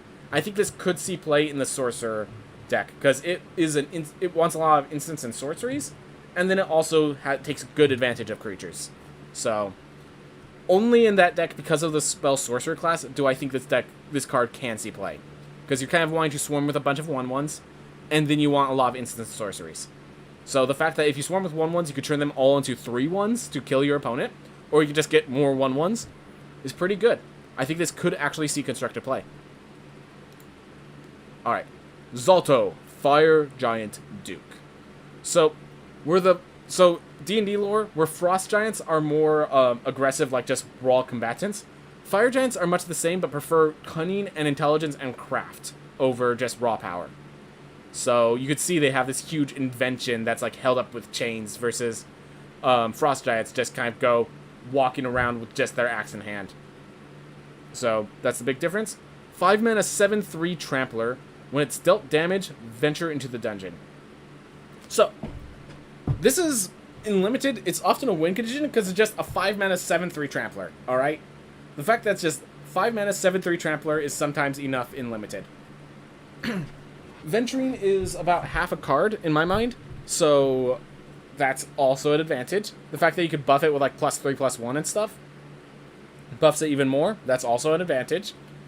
And then for Constructed, the big problem is it's 7 mana. This would have to be a win condition of some sort of venture deck. And it doesn't have an advantage when you complete the dungeon, so it's like... So if you have some sort of thing where you're dealing 1 damage to everything, and just you constantly peen this to have that trigger a lot of times, Venture the Dungeon is half a card draw, but it's not a card draw. You can't... How do I say this? I don't see how this works in Constructed because it only has 3 health. It's 5 mana, only 3 health. It doesn't have haste. The Venturing into the Dungeon is either very aggressive, or just matters that you're triggering it in multiple different ways. I don't see Zalto seen playing Constructed. Zariel, Archduke of Avernus. So this is the fallen angel of Avernus. They decided it was a planeswalker, which probably fine. I do like it. So it's +1. Its creatures you control get +1/+0 and gain haste. I believe we saw that on a Sarkhan planeswalker. And the main problem is that means suddenly your creatures are not protecting you. They're charging into your opponents. Its +0 is create a 1/1 red devil creature token that when it dies, it deals 1 damage to any target. This is the part that makes this card powerful. The fact that you could just... Even in Limited, you can play this for 4 mana and just create a recurring 1/1 red devil creature tokens. Just keep creating more and more of these creatures to wall the line, I think is the main power of this card in Limited. The problem is, even in constructed, it can't really protect itself, and you need to +1 twice to get its emblem. And its emblem basically gives you an additional, you only untap one target creature you control, but you get an additional combat phase after this phase, which is, you know, it's in the decks that need it, that's good, but I don't think it's good enough for you to fight for it. I think you're playing this card because it makes a bunch of 1/1 Red Devil creature tokens. Constructed, I think that's not strong enough. If there's a Devil Synergy deck, which, again, I'm really disappointed that Tieflings are not Devils as well, but if there is a Black-Red Devil Synergy deck, I think this could see play just because it makes the Devil creature tokens. Otherwise, there's just so many strong cards in Standard. I don't see what deck this is going in. I don't see what deck needs this card. Flavor-wise, I mean, I have not played Descent into Avernus, so I couldn't tell you. Oof. Anyways, that's it for red cards. We'll be going on to green next. I need to take care of my throat. Everyone, thank you so much for watching. I hope you have a wonderful day. Alright, I'm going to go get some water. I'll be back. I will be doing green today. Obviously, I'm going to be... So, today I am just basically spending all my day focused on trying to get all of these D&D cards read through. That's why I didn't do any speedrunning, just nothing, just do these card reviews. Going to get some water, give my throat some time to rest.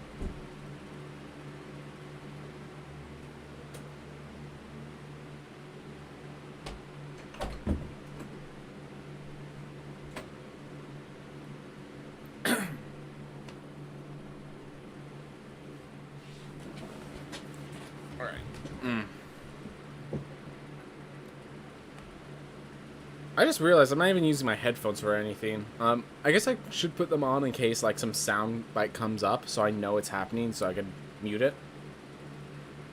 I'm just gonna worry about my throat right now.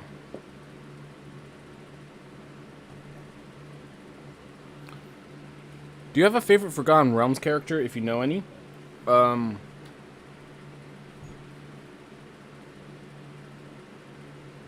Yeah, I don't really know the characters of Forgotten Realms, so I'm just gonna decline, unfortunately. I do obviously have favorite D&D characters and stuff like that, but I feel like my throat's gonna die out just doing the card reviews. Alright.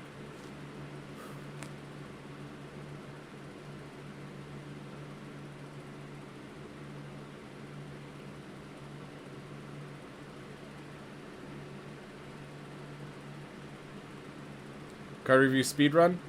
Not exactly. Hey everyone, welcome back to more card reviews for Magic the Gathering's D&D sets. I will be looking at them and just giving my opinion what I think of them in Standard, in Limited, and in flavor for Dungeons & Dragons. I have been noted that this doesn't have very good Forgotten Realms flavor, but has great Dungeons & Dragons flavor. We are now on green cards. We just finished red, so we start things off with the Boulettes. At the beginning of your end step, if a creature died this turn, put +1/+1 on the Boulettes. I have no idea what a Boulette is. I have not actually faced one, but I believe they are... I think they're ones that love... Yeah, they love halflings. They dig through the ground, and they pop up, try to eat them, and then just go back underground. Which it... Like, they just try to eat... They eat humanoids is the main theme. They especially like halflings. And... just a 4-mana 3/3. If creatures die during your turn, this becomes an increasing body. Some decks in Limited can use this, some can't. The big problem is at the beginning of your end step. You can't block and have this grow. You have to attack to have this grow. Constructed, this is common for a reason. Now, oof. Sorry if I don't talk as much. My throat's been hurting after the last few reviews. Turns out I could talk a lot about these cards if I want to. So, Bull's Strength. So Bull's Strength is one of the options of Enhance Ability. Enhance Ability, you could choose Strength, Bull's Strength, Cat's Grace, I think, Bear's Constitution, or Fortitude, Eagle's Splendor is Charisma, Owl's Wisdom is Wisdom. What was Intelligence? Fox's Cunning, that was Intelligence. So you choose one of those 6 options depending on what ability score you want to increase. But we just have Bull Strength, so we chose Strength. Target creature gets +2/+2 against trample, and you untap it.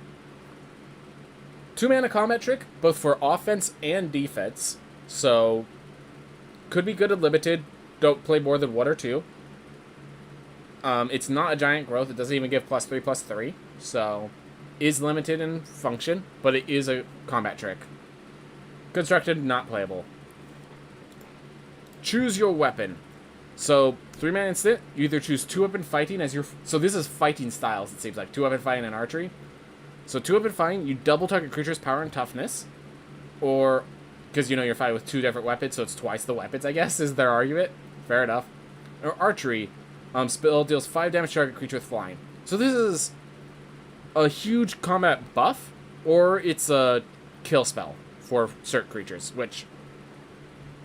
That design is really good. It's a design that I enjoy at the very least. The fact that you can give this, so this card is definitely for a more aggressive deck because it's a combat trick that if it could also if they let one of your big creatures through, you could just sometimes win the game by playing this card. So this is more for a Gruul deck, a green-red, and then it also has the ability to kill flying creatures. So just generally good card. In Limited, in Constructed, probably not. There's a 2-mana red spell that doubles target creature's power. This doubles toughness as well, and it is instant. They're both instant speed. Maybe in the Gruul deck you play some of these because the versatility is important, but that's the only thing I can think of. Circle of Dreams Druid. So this is an archetype of druid that focuses on survivability and rest and things of that nature, not power and magic sort of. Well, it has magic, but most of its magic is based on protective and recovery sort of mechanics, which isn't what's shown here. So you tap to add a green for each creature you control, and it costs triple green. So, limited, you have to be ramping into something for this to be good. I'm not sure if you can, and it's mono green, so that's tough. Constructed, this card is either very playable or very unplayable, and there's really no in between. I don't see the deck right now. Someone's going to prove me wrong, I'm sure of it. Oof. But, like, what are you ramping into? What are you ramping into? Nyx Bloom Ancient, so you can get even more mana? But, like, the reason Nyx Bloom Ancient doesn't see much play is because then what? You just make a massive Hydra and they block it with a 1/1. Circle of the Moon Druid. So, this is another... So, yeah, the circles are the different archetypes. So, Circle of the Moon, Circle of the Land, Circle of the Dreams, Circle of the Shepherd, stuff like that. So, the Moon Druid is the one that uses Wild Shape as combat. So, and like, the bear form is the perfect example of the wild shaping, turning into a brown bear. So, as long as it's your turn, it's a 4/2 bear instead of a 2/4 druid. Cool. For limited, I actually really like this because it's a 2/4 is a good 3-drop stat for defensive, and a 4/2 is a very good 3-drop stat for offensive. Also helps you trigger Pack Tactics a lot. So, I think this is a very, very good card for limited when you take into account cards like Pack Tactics and stuff, abilities like Pack Tactics and such, but not good for constructed, not good enough. Compelled Duel, 2 mana, source. So the main issue I have with this card is that sorcery speed. Gives target creature +3/+3 until end of turn, and it must be blocked this turn. Even in limited, this isn't actually a combat trick. This is something that gets blown out by a combat trick. It kind of is a kill spell, but they have to have a single creature for it to be a kill spell. And one of the adventures gives you 1/1 goblins, so... I'm gonna... one of the adventures. Yeah. Was it Lost Mine Fandelver? The second one gives you a 1/1 red goblin. So, and... Realm of the Mad Mage gives you some 1/1 skeleton. So I have a feeling Compelled Duel is not going to work out as often as you want it to. As a kill spell. So it's just a +3/+3 to a creature at sorcery speed. If it's not good at limited, it's not good at limited, and as it's supposed to be a limited card, it's definitely not good at constructed. Much like the spell Compelled Duel, which is you choose a creature, if they fail their save, they have to fight you, and you have to fight them. But the thing is, if anyone else hits you, like your allies helping you kill this person, the spell ends. If anyone breaks your concentration, the spell ends. Compelled Duel sucks. In both. So that's... Needs to give trample. There we are. Ace Law. You need to give trample. Even then, it's still sorcery speed, so I'm not even sure about it with trample. Alright. Dire Wolf Prowler. 3 mana 2/2. And then you could... pay 2 mana to give it +2/+2 and haste until end of turn, but you can only activate this once.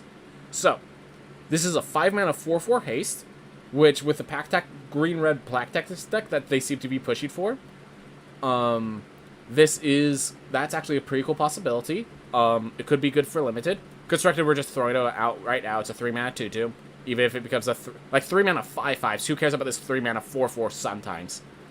Oh, by the way, dire wolves are just bigger. Dire just means the larger version. Dire rats are big rats. Dire wolves are big wolves. So yeah, it's a 5 mana 4/4 haste that when you first play it, and then you could attack as a 3/3 and force them to choose their blocks as if it's a 4/4. Much like Rust Monster, this is one of those things that you attack in and they just don't block it, which allows you to chip in 2 damage consistently. That's what makes Dire Wolf Prowler good and limited. And if your deck doesn't need that, then this isn't a good card. If you can't capitalize on that chip damage, you don't need Dire Wolf. Druid class. Love all these classes. So 2 mana, whenever a land enters the battlefield under your control, you gain 1 life. Ironically, this has really good synergy with Cleric class. That you could play Cleric class into Druid class, and now whenever you play a land, you gain 2 life, and then there's some synergies that then you pay 3 for Druid class to play additional land each turn. And then you could pay 4 from Cleric class to get +1/+1 carries whenever lands come into play. Just kind of a funny synergy between Druid class and Cleric class. I think it could actually become a theme. Green-black is a life gain color, as well as green-white and black-white. So I think this really puts green into the mix of the life gain colors. Was it Dina Soul Steeper? Whenever you gain life, an opponent loses life. This could actually be a pretty good synergy. So that's 3 mana. You play an additional land on each of your turns. So this could be 5 mana. Whenever land comes to play, you gain a life, and you can play additional land. So Druid class is very much... It seems like Druid class is is slow even amongst the classes. When you play it, it doesn't do anything. It just sits around and does up the import. Druid class has a lot of sit around and eventually I'll get good, but at no specific point is it really good. You could actually go 2 into 3 if, like, play this on turn 2, upgrade at turn 3 if you're doing nothing and your opponent is not aggressive. So that's a value that Druid class has, but that's not going to happen all the time. It's very matchup dependent. Then at 5 mana, when this class becomes level 3, target land you control becomes a creature with haste, and this creature's power and toughness is equal to the number of lands you control. So, that's a very powerful fact. It gets you a 5/5 that very quickly becomes a 6/6, then a 7/7, and an 8/8. It gives you a big body. In Constructed, they just kill that body, and you actually need to take value of that additional land, which means you have to have enough card draw to draw enough lands to use Druid class. Not sure how often that occurs. In Limited, this is one of the slowest cards. This is a slow, big creature, and if you treat it as anything else, it's going to end badly for you. It's a big creature, but it's a very slow creature. Good enough, though. I enjoy it. As you can guess, everything has connection to the land. Druid. Alright, Eliwick Tumblestrum. So this is the Green Planeswalker. Its +1 is Venture into a Dungeon. So, as I said, this is worth about half a card drop. And it's only a 4-mana Planeswalker. It's going to be at 5 loyalty. I think that's actually really strong. Also note, you can complete dungeons in 4 picks. This thing can complete a dungeon on its own as you try to get to the emblem. That's really good. It's -2. You look at the top 6, put a creature card into your hand, so it's card advantage. And if it's legendary, you gain 3 life. So it's card advantage. It keeps you alive. It has a lot of good effects like that. And if you get to its -7, your creatures have trample, haste, and +2/+2 for each differently named dungeon you've completed. So just if you get an emblem, creatures you control have +2/+2 trample and haste. That's oh, this is an MTG made up character. Did not know that. All right, well, good to know. Anyways, that is good enough of an emblem. The fact that it could complete a dungeon on its own. This is no Garruk. This is not the power of Garruk. But this card could be the only venture card in your deck and be good enough. Which makes it absolutely insane and limited. And in Constructed... In Constructed, I do think you want to be the venture deck. But the fact that I'm considering in Construct... Like, this card might make... I was talking about white-black aggro venture. This could be like part of the blue-green mid-range venture. So this card could be really good. I'm not sure what the deck looks like, and I don't think it comes out while it drains around, but this card could be really good. Alright. Elterguard Ranger. 4/1 reach for 5. And when it enters the battlefield, you create a 2/2 green wolf. So that's 6/3 in stats on turn 5. This card single-handedly triggers Pack Tactics if you need it. 4/1 with reach basically acts as a kill spell that also makes a wolf. I think this is good and limited. Not a constructed card. Don't know what the Elterguard is, so unfortunately I cannot comment on D&D stuff. Find the Path. Enchant land. You venture to a dungeon, and then the land adds 2 green instead of 1. You can also equip this to a non-green, to like a red source, and it adds 2 green instead of a red. You add a red or double green. So you're basically always going to use it for double green. If you use it for 2 color, it's because you're low on green mana. That's the only reason you'd put it on a non-forest. Yeah, you really need something to ramp into. There are dragons in this set, so there are things to ramp into. But if you're not going to be playing too many of these in limited. It doesn't like keep you safe. It doesn't create a 1/1 pest. It doesn't protect you. It just puts you for Eventuality. And as I said, this is basically half a card drop. Alright. Froghemoth. 5 mana 4/4 with trample and haste. When it deals combat damage to a player, exile up to that many cards from their graveyard and put +1/+1 counter on it for each creature card, and you gain a life for each non-creature card. So, it has to deal combat damage, but it has trample. 5 mana 4/4 trample haste is good enough. The fact that if they don't block it, which they're probably not blocking it because it's it had haste and they didn't expect they needed to block it, means this card is actually like this card is insane and limited, I think, and constructed. Let's see, it comes after Questing Beast. Yeah, I think the problem is there's Questing Beast. And in Constructed, once the deck becomes good, people know to play around it. Once they know to play around Froghemoth, it's a lot harder to get Froghemoth working. It is 5 mana and 4 attack, so you have to get that through, and you can't always get that through. Maybe sideboard card in Constructed? That's a good point. If you know that they can't block this, or if they're going to Wrath of God to deal with your threats, this is a way to make a single devastating threat just by attacking in, and it also gains you a bunch of life along the way. The problem is there's going to be a lot of decks where this is gaining you life, and the decks where gaining life doesn't matter for you. It's going to give you +1/+1 counters, and the decks where gaining life is very important for you. Also helps for self-mill. I mean, it exiles, but I don't... Exiling cards instead of taking them off the top of the library doesn't really counter self-mill. It just means that it doesn't assist self-mill. It only counters self-mill if you're a mill deck. And I don't think there's going to be a blue-green mill deck with Froghemoth and Tasha's Hideous Laughter. So... yeah, it doesn't... So here's the... Oh no, you exile the cards from their graveyard! I apologize, I thought they took them from the top of their library for some reason. I misread this card. Okay, let me reassess this card since you exile them from their graveyard. Okay, so Constructed, sideboard card to rip out their graveyard. Thank you, that makes sense. That makes sense. Limited, there's going to be cards in their graveyard. Something to take out, yep. This could actually see play then, before Eldraine leaves, as it takes care of any escape cards. And it takes care of all their escape cards. Yeah, no, I think... Now that I think about it that way, that you could actually decide whether it's gaining you life or gain bigger. The main problem is it's competing with Scavenging Ooze. That's the only... It is an issue, but the fact is, compete with Scavenging Ooze is a good thing. And yeah, limited, it's... I already said it's good and limited. Yeah. And the Froghemoth is just, like, it is a creature of Dungeons & Dragons. I can't really describe it other than it's this monstrous...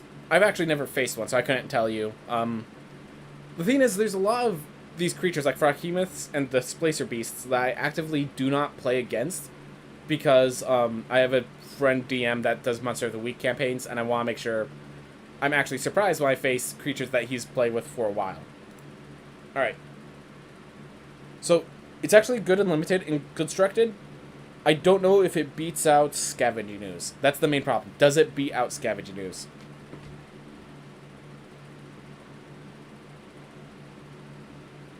Wait, is Scavenging Ooze in Constructed right now? I don't even know if Scavenging Ooze is in Constructed right now.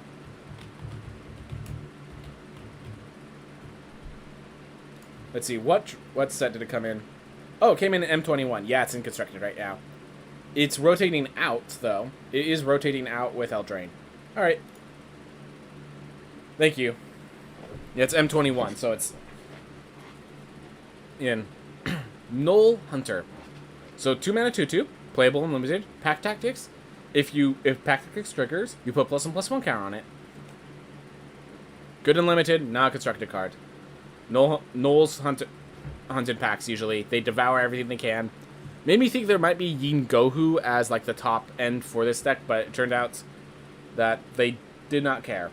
If they didn't have space for Demogorgon, which got popular after yeah, if they didn't have space for Demogorgon, which got popular after both as Out of the Abyss and in Stranger Things, they're not going to have space for Yin Gohu.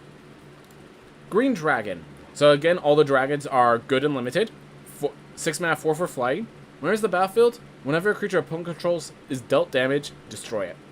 Again, this feels like a Gruul card, so it doesn't give your creatures death touch, so like if you attack in with trample, I think you still have to assign all your combat damage to that creature, and then it triggers. So unfortunately, this does not synergize with trample for constructed. It also does not, also for limited that matters. I can't think of any like 6 mana plus a pyroclasm effect that would work. And also, yeah, in constructed you want board clears. This is half of a board clear. So, amazing and limited, not a constructed card. Again, great green dragons, they have poison breath. Woo, not really sure what to say. Hill Giant Herd Gorger. 6 mana, 7/6. 1 Herd Gorger enters the battlefield. You gain 3 life. This is much like the Lindworm in draft formats, which is a 6 mana, 6/6 that gains you 4 life, and is used because it's the biggest creature in the draft formats. So when you play it, creatures cannot kill you. So, good card in limited, not a constructed card. Lore is alright put in the lore. Hill Giants are usually very stupid, so the fact that it's smart enough to clean bits of wool off its teeth actually means this is a little smart for D&D, but it's fine. So there's a random encounter, like, in the main giant story in Dungeons & Dragons, the Hill Giant Lair, they actually have a theme that occurs where if they try to stop your escape, a Hill Giant will push a boulder in front of a path, but the boulder's only big enough to stop other giants from coming through the path. Like, you could just walk between the boulder and the wall. So, just hilarious stuff like that. Hill Giants are very stupid. Very stupid. Hunter's Mark. Costs 3 less if it targets a blue permanent you don't control. Interesting. So, they have blue hates. It can't be countered. Target creature you control gets +1/+1, and then it deals damage equal to its power to target creature you don't control. Creature or planeswalker. So it's instant speed, which makes me think it's good enough in limited. That's the only reason. It is 4 mana. It's a 4 mana kill spell, basically, in limited. It does require you to have a big creature, but I think green has no issue with that. In constructed, it's are you big green stompy? Are you dealing with a blue deck that has creatures? I think that's the big thing. It's a blue deck that has creatures that you have to deal with. So that's not going to come up very often. Oh well. Alright, Inspiring Bard. When it enters the battlefield, you choose 1. Either target creature gets +2/+2, so it's a 4 mana 3/3 that gives a little buff, or you gain 3 life. You have to really capitalize on that +2/+2 to use this in limited. 4 mana 3/3s generally aren't good enough, and it's not a constructed card at all. Bardic Inspiration is the main. Yeah, these are the 2 main effects of. These are the 2 main effects of Bards. That Bardic Inspiration is what you get at level 1. Son of Rest is what you get at level 2. Like, yeah, Son of Rest heals you up. Yep, fits the lore. Don't think I've seen so many can't be countered effects in a set before. Well, I mean, if you're dealing with counters, like, when you need a finisher, you need a finisher. Also worth noting, I'm pretty sure I need to figure this out. Does this get around Ward? Because if Ward counters it, then I think this can't be countered means you could actually play it through Ward with no issue. Instrument of the Bards, legendary artifact, and also this is again easily pull-outable with a treasure token and that white birthing pod card. It should. All right, good to know. At the beginning of your upkeep, you may put a Harmony counter on Instrument of the Bards. Then you tap 4 and tap. Search your library for a creature card with mana value equal to the number of Harmony counters, which is a May. Reveal it and put it into your hand. If the card is a legendary, you create a treasure token. Then you shuffle. If this search your library costs 3 instead of 4, like, the problem is you basically need to leave 4 mana untapped, and then you need to have something to search for. Yeah. The red spell in the last set got around to Ward. I never cast the red spell in the last set that couldn't be countered. But the main value of this card is that you can get the Harmony counters to a specific number to search out something specific, but then you have to pay 4 mana to go grab it. It comes out on turn 1, which allows you to get to the Harmony counters you need very early. But just 4 mana to just go grab a card 4 mana draw a card is the main. Then again, now that I say it, 4 mana draw a card isn't that bad. It's very fringe for standard. In limited, it is 4 mana draw a card. I don't know how often you need that. Green seems like it's capable of being very aggressive, so it might not be in every limited deck that works. In constructed, yeah, it's just, do you use a 4 mana draw card? And if you draw this late, can you actually get good cards to pull out? Yep. Ward replacing Hexproof is much better game design. Agreed. Not even close. So the little story, in case people don't know, they started with Shroud, which meant that the creature could not be targeted by anything, not even your cards. People didn't like that, because it's like, I can't even interact with the cards I play. It felt really annoying. So then they replaced Shroud with Hexproof, so that only your opponents could interact with it. And that just meant you couldn't interact. Like, suddenly, your opponent plays a creature, and you just can't do anything about it. And they just get some combo up, and then they just destroy you because you couldn't interact with the creature. So that also wasn't fun. Ward makes it so it's harder to interact with the creature, but you still can if you want. So, I really like how Ward works. Oof. Alright. Well, we'll worry about the pot later. Anyways, so with Instrument of the Bard, the main thing is it's just expensive. You have to get it late. I'm not sure, like, what are you pulling out? You need to have specific, like, cards that you're fetching out. So I play Pyre of Heroes. I play Pyre of Heroes in Standard, so I do trust that there are ways to standardize through. But I think there's an example of, I'd rather play Pyre of Heroes than try to build up a Harmony counter for one creature. Because you have to have, like, a very specific creature. Like, you have to... The way I see this is you put this at 3, and you're fetching out specific answer sort of creatures out of your deck. And I don't think that's how you really... I don't think that's a deck that's really supported with Standard when you're paying 4 mana for the effect every time you draw a card. Yeah. Thank goodness this isn't... I thought this was as a sorcery at first, and that made this card unplayable in my mind. Being instant speed means this has some redeeming value, but that means you have to leave your mana open a lot. Oh, so lore-wise, there are instruments of the Bard for every type of instrument, and they each allow you to cast different spells, basically. I think all of them allow you to cast... Like, there's a few spells that every of them allows you to cast, but, like, one will cost Sleep, one costs Charm Animals, as seen here, stuff like that. Intrepid Outlander, 2 mana, 2/3, already good enough in Limited. It has Reach as well. Whenever it attacks, if you pack Tactics, you venture into a dungeon. So I don't think this plays in a Venture the Dungeon deck. I think you just play... So first of all, in Limited, you just play this in every deck. I don't care if you're a Venture deck or a pack Tactics deck. You just play if you have green. Constructed, so I was talking about that limited, that mid-range green-blue Venture deck. I don't think you're going to be attacking with so many creatures that you're going to have 6 power consistently. And then they die. You want to leave this as a 2/3 reacher if you're playing it. And, yeah, the fact that you have to attack is the issue with this being in Constructed. Loathsome Troll. 5 mana, 6/2 Troll. You could pay 4. This is at instant speed, so you pay 4, roll d20, and if Loathsome Troll is in your graveyard, you put it on the top of your library, or if you win the coin flip, you return it to your hand, and sometimes if you really win the coin flip, you can put it onto the battlefield tapped. So my main issue is that the 1 through 9 is not, you may put it on the top of your library. Sometimes I want to use that effect, and if I put it on the top, I'd rather just draw a card. No thanks. 5 mana 6/2 is like very aggressive stats. For Limited, I think this is good enough. The recursion is very powerful and Limited.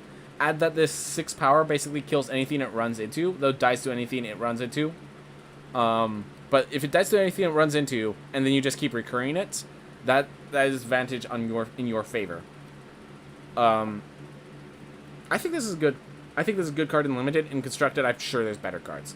Like, there has to be better cards. If the roll d20 deck is in red and blue, it seems, not in green. Oof. Alright. Long Rest. Oh, really quick, yeah, Loathsome Trolls regenerate. I don't think I need to tell most people that, but yeah, Loathsome Trolls, trolls regenerate, so that's really what's going on here. So it regenerates back to life. 5th edition actually took away a rule where they will regenerate from death itself. Unless you, like, use fire. Long Rest. 3 green and X. Return X target cards with different mana values from your graveyard to your hand, and if 8 or more cards were returned to your hand this way, your life total becomes equal to your starting life total. Then you exile Long Rest.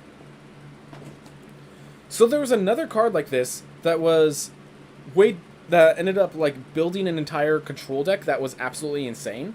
But of course, it was absolutely insane. But it was it was 6 mana instead of having to be 11 to have the 8 or more cards effect. Yeah, so the 8 more cards effect is actually new to Long Rest, but it was 6 mana and it just has put any number. It went to your bottom of the library instead of exiling it, and it was instant speed. Those 3 effects made that card playable. This is that tuned way down, but given the ability to set your life total to your starting life total. So really quick lore-wise, what a Long Rest is it's a period of time that when spent recovers all abilities that can be naturally recovered. All spell slots, all health, which is where your life total becomes your starting life total.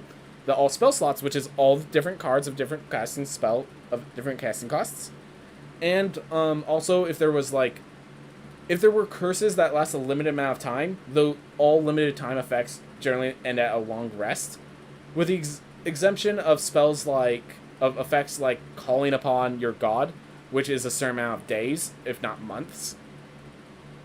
But generally speaking, everything recovers on a long rest. That's the general rule. So, is this card good? There has to be... So, when these cards are good, it's not a mono green deck. It's a multicolor deck that just happened to have enough mana that it got 3 green involved.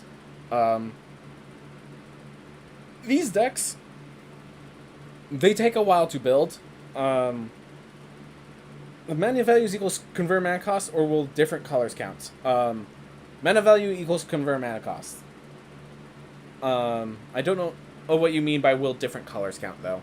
If it costs like 2 red and 3, that costs 5, because that's a mana value of 5. But, whew. So if you pay 11, you basically return more cards in hand than you have space in hand. So you don't even... But you have to return 8 or more cards to your hand, so you need 8 different mana costs in graveyard. Huh. Say you're starting... So here's the thing. Say your life total to your starting life total, it requires... That's used when you're dying. You use that to keep yourself alive against aggro decks. You're not getting to 11 mana against an aggro deck. So we're just going... So the more I think about it, the more I think that second part we just remove. It's just return X target cards with different mana values from your graveyard to your hand. So if this is 6 mana, draw 3 cards, 7 mana, draw 4, which... It's green instead of blue, but like 7 mana, draw 4. Like Boon of the Wishgiver is 6 mana, draw 4, and it also cycles. So, yeah, I'm going to say this isn't a good card unless there's some like super hyper combo deck that gets invested a ton of mana into this.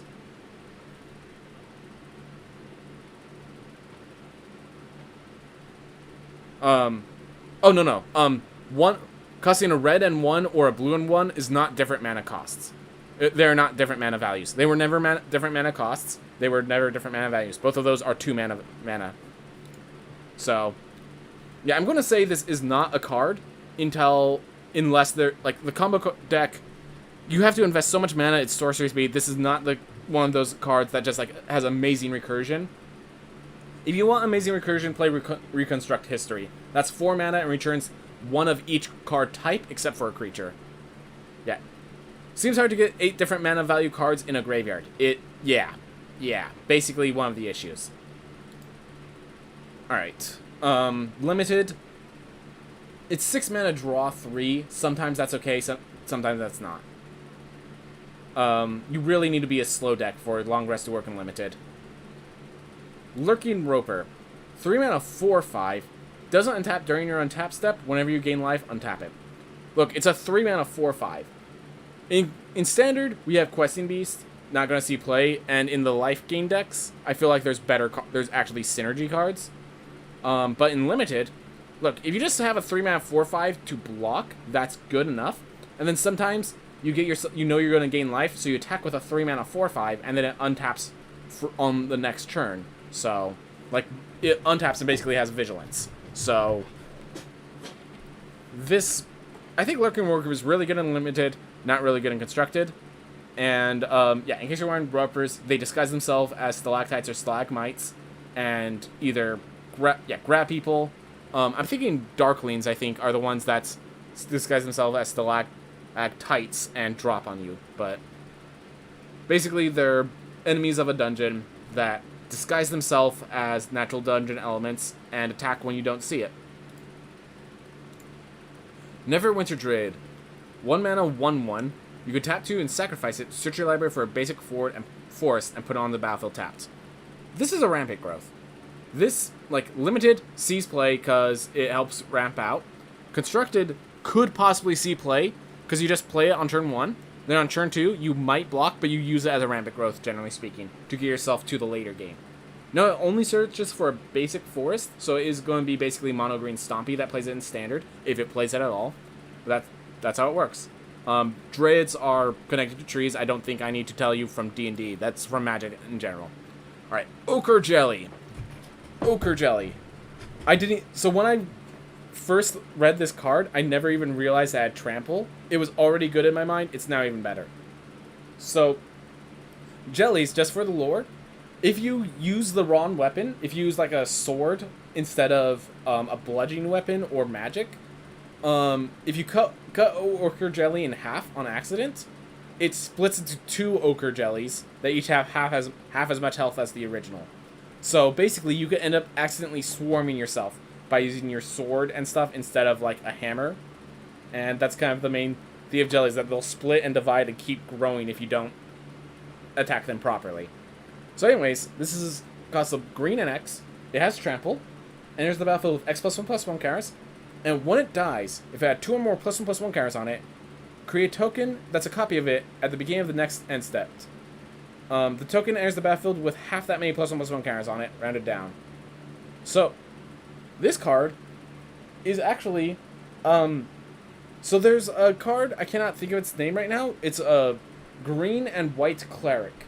That whenever a creature enters the battlefield with whenever +1/+1 counters are added to creatures, it adds at least one. It adds 1 additional one. So if you play this as a 2/2, and then it dies, it comes back as a 1/1, gets an additional +1/+1 counter, and becomes a 2/2. So this is a great recurring threat, but it's not like it has. You play this because it works in synergy. You play this because maybe you have a sacrifice outlet deck where you can play it for 5 mana for a 4/4 that becomes a 2/2 that becomes a 1/1, and those other 2 are used as sacrifice outlets. Or you play a +1/+1 counter deck because you can add more +1/+1 counters and have this character and have the Ochre Jelly just basically become unkillable. That's the 2 ways I see this played. Very good card if you have those possibilities. Otherwise, it's still a good, like, in Limited, this is absolute bomb windmill slam victory. In Constructed is very much, you need the synergy. You need to have either a +1/+1 counter deck or some sort of sacrifice outlet for when you play this for a 4/4 and then it becomes a 2/2 and then a 1/1. Love the card, though. Love the card. Old Gnawbone. 7 mana Mythic Dragon, 7/7 flying. Whenever a creature you control does combat damage to a player, create that many treasure tokens. This is going to be the top end of your green Stompy deck, and just going to make you so many treasure tokens, which you could then spend to play whatever Stompy creatures you want. Yeah, that's basically what it does. The fact that you play it and immediately just the creatures that attack that turn is awesome. The fact that it's a flyer for green is awesome. Like, this card is awesome.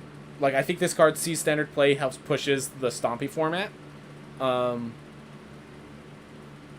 trying to think if it's not just mono green, if it's like green blue or anything. Depends on if you have anything to invest those treasure tokens in, because getting that many artifacts could have some great synergies.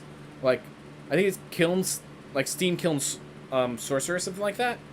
It gets +1/+0 for each artifact you control, so that might be a theme. The fact that you can sacrifice artifacts to help you get to Old Gnawbone, and then you do need to deal damage. I will say you have to deal combat damage to players.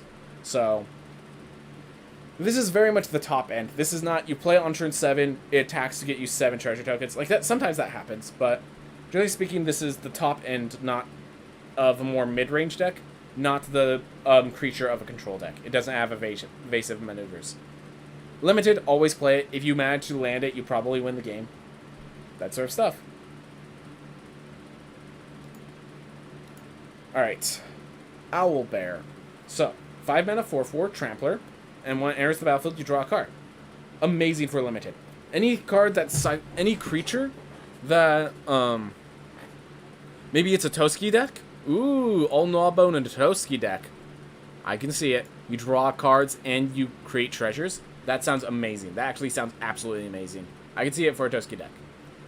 Anyways, Owlbear, a 5 mana 4/4 Trampler is kind of like sometimes your deck will want it for sometimes your green deck will want it in limited. The fact that it also draws a card makes it amazing in limited, and almost considered in standard. It's not going to be in standard, I don't think. Yeah, it's definitely not going to be in standard, but it's almost considered standard because it's just a good body with a good effect. Owlbears, the lore of Owlbears is literally just written in the text. So, Plummet, 2 mana instant, destroy target creature fly. We've seen Plummet many times. Limited, it's situational, constructed, never cease play. Prosperous Innkeeper. 2 mana 1/1, it creates a treasure token, and then whenever another creature enters the battlefield under control, you gain 1 life. So, I think the card's called Wily Goblin. So Wily Goblin here sometimes sees play. It's literally just, it costs double red and just creates the treasure token. This has a much more approachable cost and gains you life. Now, Wily Goblin is pretty important because it's a goblin. This doesn't have any important tribal synergies. But this is a powerful card that actually saw some play, that actually sees some play in Modern. This card might actually, that's what I'm going off of when I say this card could probably see some play in Constructed. It ramps you. Like, basically, it's a 1/1 that ramps you, and it also has the ability to give you some life gain. The fact that life gain is a possibility of, like, a theme in this set, in the current meta, pushes this even further. Like, I think this could be a very good card. It doesn't have any notable tribal themes, but could be a very good card Constructed. In Limited, it's still good because it's a body. It gains you life, and it ramps you out with all the treasure synergies. Not every green deck wants this in Limited, but a lot of them do. Flavor-wise, it's just a prosperous Innkeeper.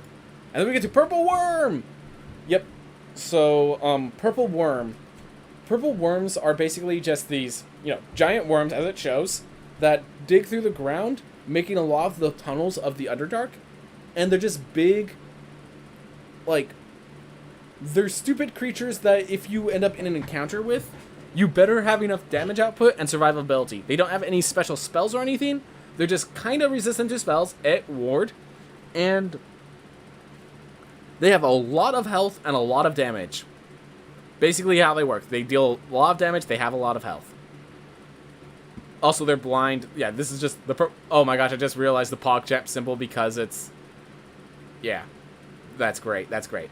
Costs 2 less to cast if a creature died this turn. I guess it's eating the corpse. I actually do not know that lore in D&D.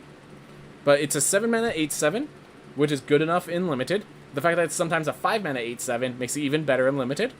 In Constructed, if this sees play, it's because it's a big creature with ward. I don't think it sees play in Constructed. Ranger class. Alright, so this is... so, the first part, this... when it enters the battlefield, it creates a 2/2 green wolf creature token. So just flat out, this card is a bear. Already good enough in Limited. The fact that it has more, just great in Limited. In Constructed, we'll have to see more. So, you can also pay 2 later. Whenever you attack, put +1/+1 counter on target attacking creature. That's kind of like Sparring Regimen. For good enough in Standard, you are going to need synergy with... sorry. You're going to need synergy with +1/+1 counters, generally speaking. It is pretty cheap. You only pay 4 mana. It's similar to Sparring Regimen, costs 1 more, but has more effects. And then you pay 4 more after that, and it has the Nissa effect of you may look at the top card of your library at any time, and you may cast creature spells from there. Kind of expensive to get there, but you're playing that because you ran out of creatures in your hand, so you're getting creatures in your deck. I think Ranger class could see play in the kind of Stompy deck for standard. It's possible. I'm not guaranteeing it, but it definitely has a place there if it finds a home.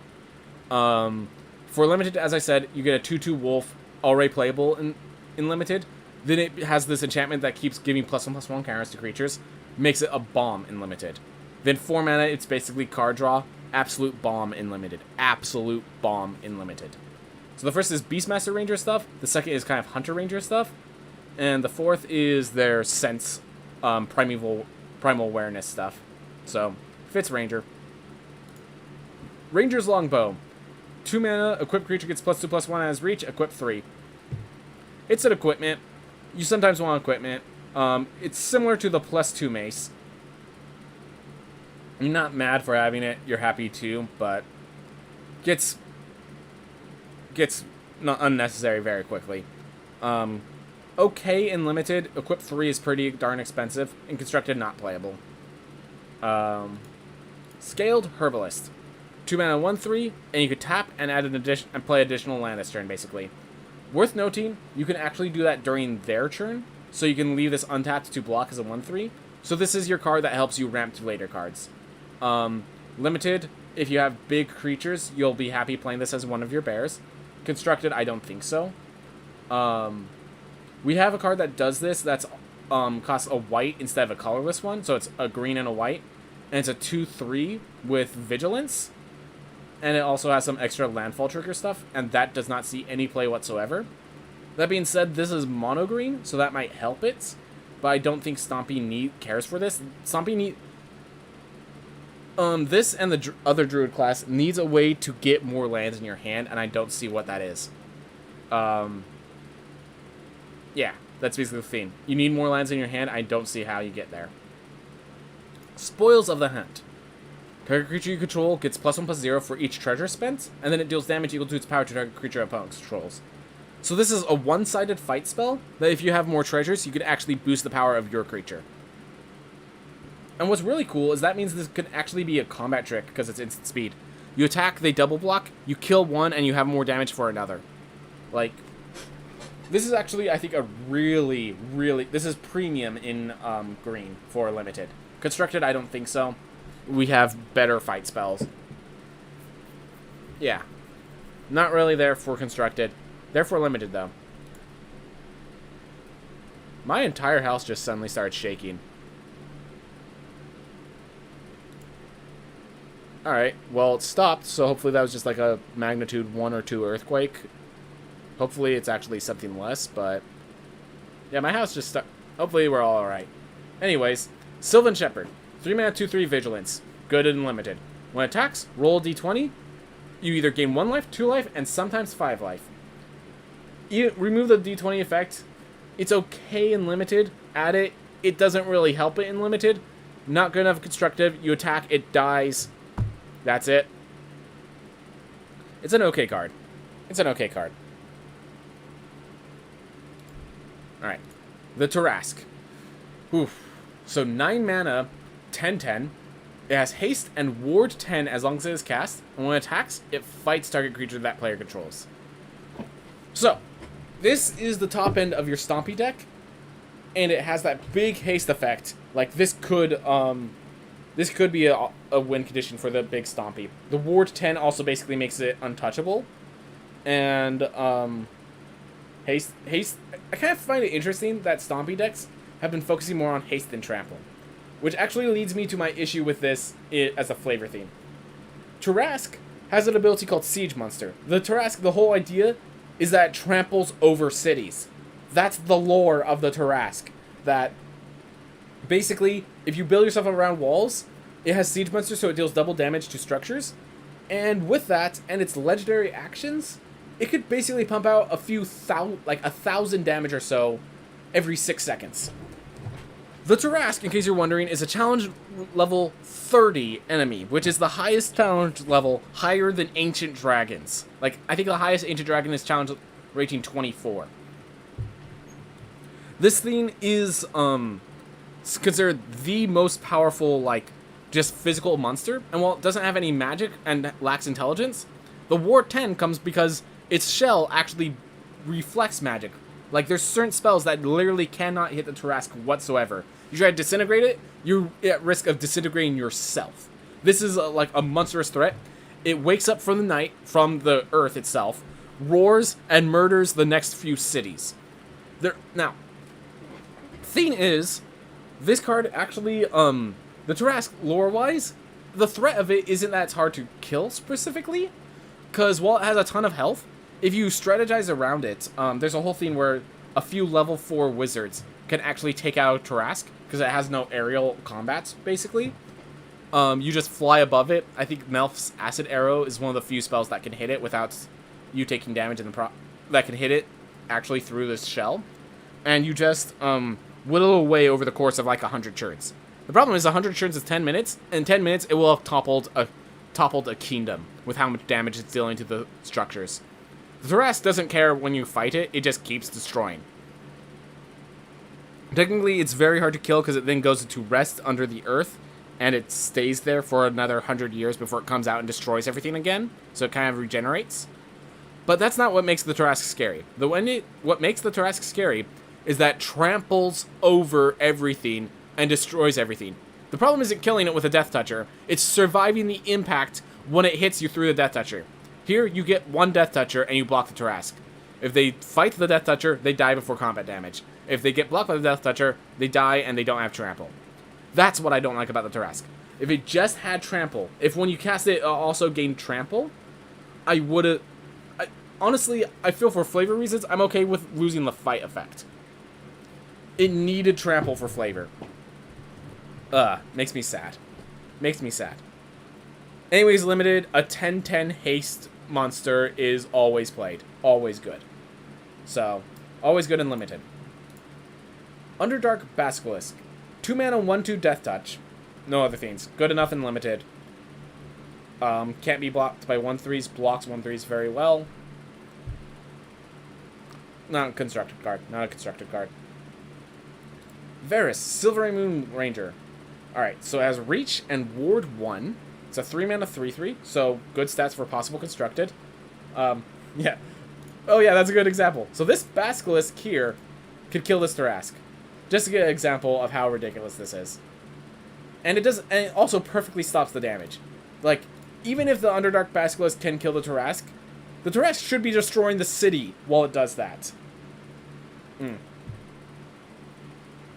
Varus, Silvery Moon Ranger. So 3 mana 3/3, Reach, Ward 1. Whenever you cast a creature or planeswalker spell, you venture into the dungeon, but you only do that once each turn. And whenever you complete a dungeon, you get a 2/2 green wolf. So this, I think, yeah, 3 mana 3/3, Reach, Ward 1. Good enough for limited. For constructed, you do need to be a bit of a creature deck. This is one of those where it's for the adventure deck. I can definitely see it in the mid-range adventure deck. It's well statted to be just a good card. I think this with the gosh, why can't I not think of its name right now? The Green Planeswalker. Those two cards really push for that green being part of the venture deck, but they have recurring venture that is very easy. Like, you don't have to attack. You don't have to do anything specific. That's why these cards, I feel, are better for more mid-range than aggro. Lore-wise, don't think this card makes sense. I don't know much about Varus. It's a half-elf ranger from Silvery Moon. That's good enough. I think that's more of an elven area, but that explains why he's a ranger instead of part of Silvery Moon itself. Don't think there's any dungeons or wolves in Silvery Moon. And it's a made-up character. Okay. Wandering Troubadour. 4 mana... Well, okay, so first of all, they don't need to be wolves. This is a ranger. It could just be a Beastmaster ranger. If it left Silvery Moon, which an adventurer would do, it makes sense that they would bond with a wolf on their way around. Like, so maybe being part of Silvery Moon was the issue, but it's like, it's a ranger. It's doing what rangers do. Wandering Troubadour. 4 mana 4/2. At the beginning of your end step, if you had a land enter the battlefield under your control this turn, venture into the dungeon. So if you play this on turn 4, you play land, you tap 4, play it, and then it ventures into the dungeon. And then on future turns, it basically at the beginning of your end step, it ventures into the dungeon. That's good enough for limited, and it's almost there for constructed. It is recurring venturing. But I'm not sure a 4-mana 4/2 will cut it. 3-mana 3, like, that's something that a 3-mana creature can manage. The venture has to be very powerful. You need, like, I think Varus beats this out. You might play this if you just need more cards like Varus. There's a swamp with trolls next to Silvery Moon. Alright, good to know. Anyways, yeah, if this creature can be played and not die to Bone Crusher or other cards of that effect, this can be good. Like, it ventures into the dungeon, it does so recurring without much work on your part, but it's 4 mana and it has 2 health, so I don't think so. It's close. It was close to standard playable. If it was a 2/4, or actually if it was a 4/4, then probably, but limited definitely great, constructed not so sure. It is a dragon, by the way. The fact that it's a dragon could be worth noting. Werewolf Pack Leader. 2 mana 3/3 human werewolf. If you have pack tactics, you draw a card, and you could pay 4 mana to turn it into a 5/3 and remove human to add, and gain. So it becomes a 5/3 with trample, and it loses humanity. Beautiful card. Does what it needs to. In limited, it's a 2 mana 3/3. That's already amazing. The fact that it could also draw you cards makes it possibly in constructed. There is, as I said, the next set is in Innistrad, which is vampires, werewolves, zombies, that sort of stuff. So I have a feeling this is coming to play just to become actually competitive viable with the next set after this. So I do trust Werewolf Pack Leader to be a good card. I don't think it is until the next rotation. Could be the bottom end of a Stompy deck. Definitely has that part. But until then. Wild Shape. So yeah, if you're not a Circle of the Moon Druid, your Wild Shape is a lot less powerful and much more versatility. And that way, this is how it works. So instant speed, you either become, a creature becomes a 1/3 turtle with hexproof, a 1/5 spider with reach, or a 3/3 elephant with trample. So it just either, so it's basically protecting, it's a 1 mana protect your creature or turn it into a 3/3. Because it's not +3/+3, because it just becomes a 3/3 with trample, this is a lot more situational of a combat trick. Also, yeah, really quick, you cannot target your enemy's creatures, but as far as I understand, you keep any additional abilities. So if you have Death Touch, and you become the 1/5 spider with reach, I think you still keep Death Touch, which is pretty awesome. If I'm correct there, then that's pretty awesome.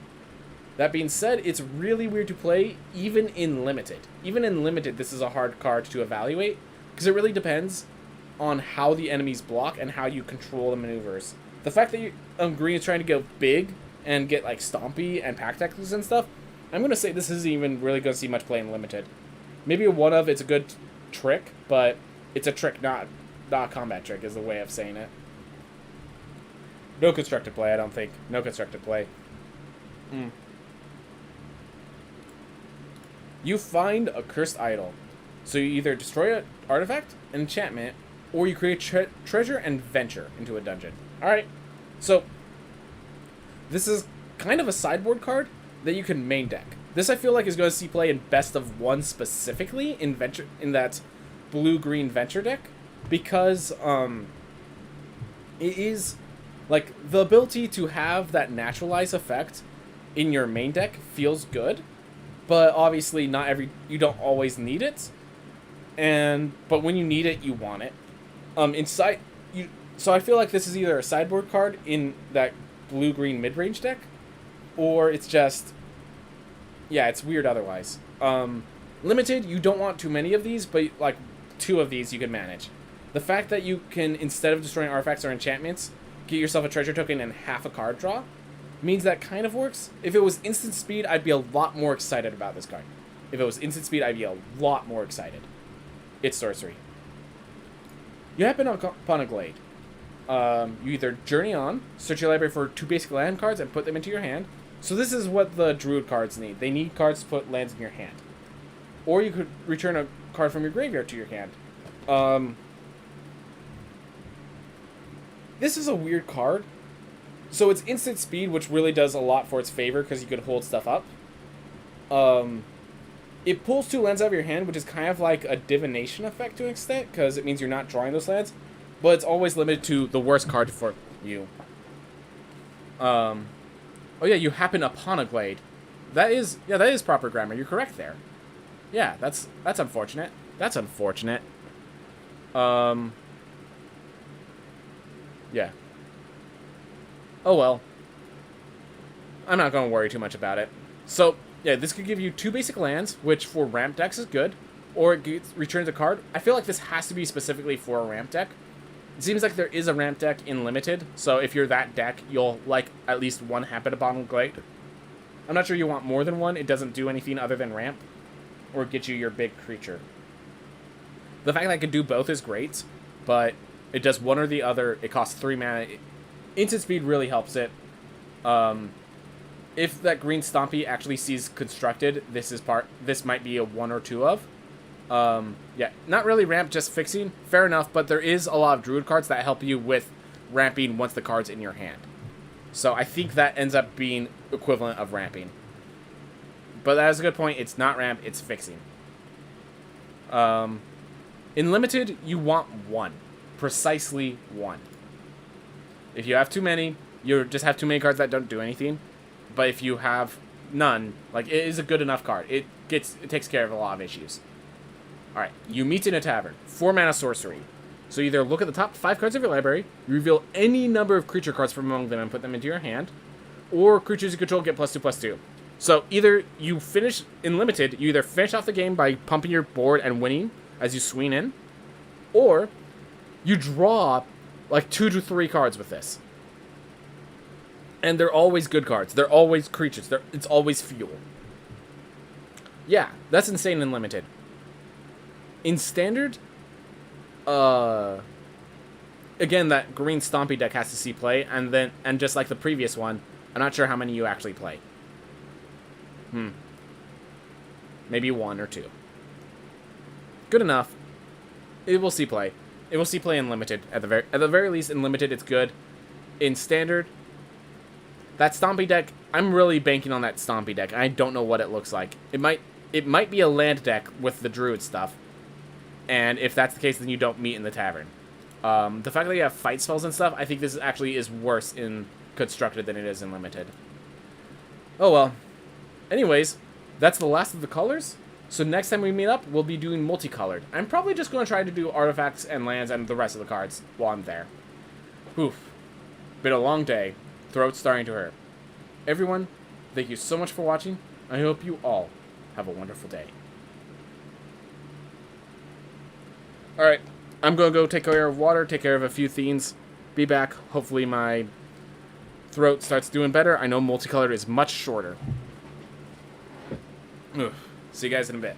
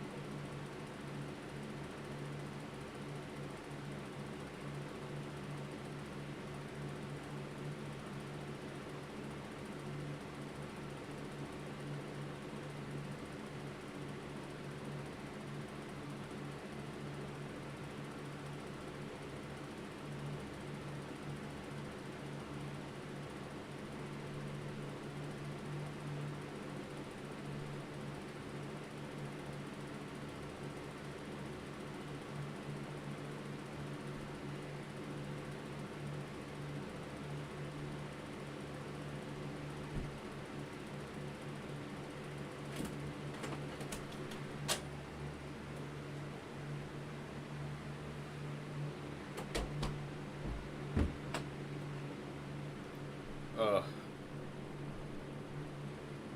I just gotta make sure that there's nothing on the phone that I was texted about that needs my attention.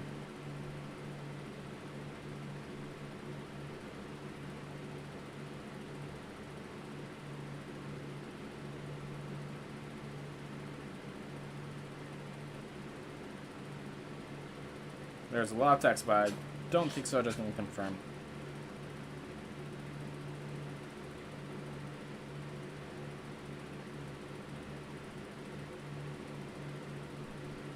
Oh.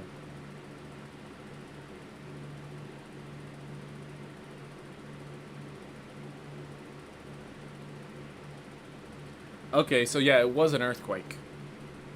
That's good to know. Alright.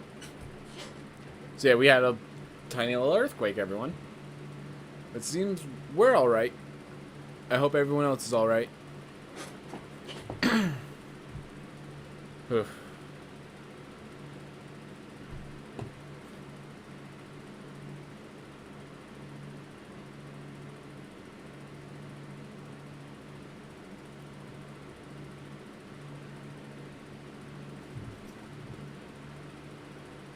Hey everyone, welcome back to the Dungeons and Dragons card review, or I'm going to reset that.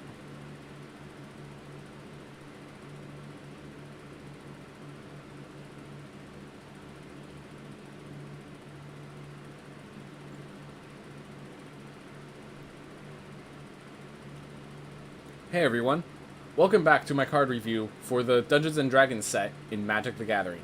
So we just finished green, which means all 5 colors are fixed, but we still have some multicolored cards, we still have artifacts, and we still have lands. So we're going to try to hit all of them today. So we're going to talk about constructed, we're going to talk about limited, and we're going to talk about flavor where we can. So we'll see how well we do. Oof. Wood Splash 4. Yeah, so Adult Gold Dragon. It's a 5-mana 4/3 with flying, lifelink, and haste. So first of all, in limited, absolute bomb wins you the game. In constructed, I will note this is competing with cards like Goldspan Dragon, which gets you treasure tokens, which can give you even more mana. But lifelink is actually a lot more powerful than you'd expect. It does, like, 4 mana survivability constantly could really add up. I have issue with seeing how we play this in standard. Because we have so many other dragons, I do not see how we play this in standard. But yeah, in limited, Wood Splash for Adult Dragon. Yeah, I would say you even just splash by using your treasure tokens. Like that's. So I'll talk about this after we're done. But it seems like so we're going to have far less multicolored in this set than the previous sets, and the whole idea is that any splashing isn't done through... All the splashing is done through using the treasure tokens. There's no mana fixing in this format, it seems. Treasure tokens are your mana fixing. Lore for Adult Dragons is on the card. Limited, bomb. Constructed, probably not. It's actually much closer than you'd think just because of lifelink, but probably not. Bard class. Alright, so now we get to the stronger, the 2-color classes. Alright, so this is our Gruul color.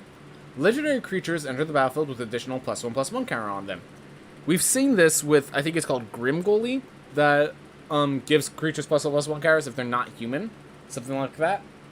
And that ended up actually being playable, so that's pretty potent. Then here's another theme.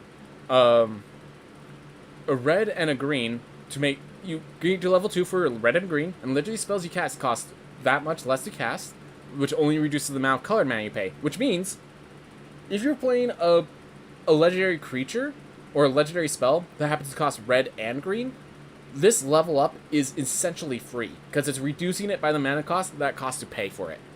If it's one of the colors, it only costs 1. So you can play Bard class at level 2, and then like at one of the turns where you're... Yeah, if Grimgully was still around. It's not still around, but if it was, you could pay to...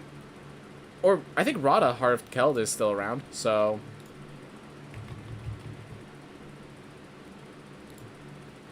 yeah, M21. So right here, you could play Bard class at level on turn 2, then on turn 3, you can pay for it to get to level 2 and play Rada for a single mana cost, and you get a 4/4 Rada and a level 2 Bard class, which only then scales as you play more and more legendary creatures, and all of them have their mana reduced. So then, when you get to 5 mana, you could upgrade to level 3, and whenever you cast a legendary spell, you exile the top 2 cards of your library and you may play them this turn.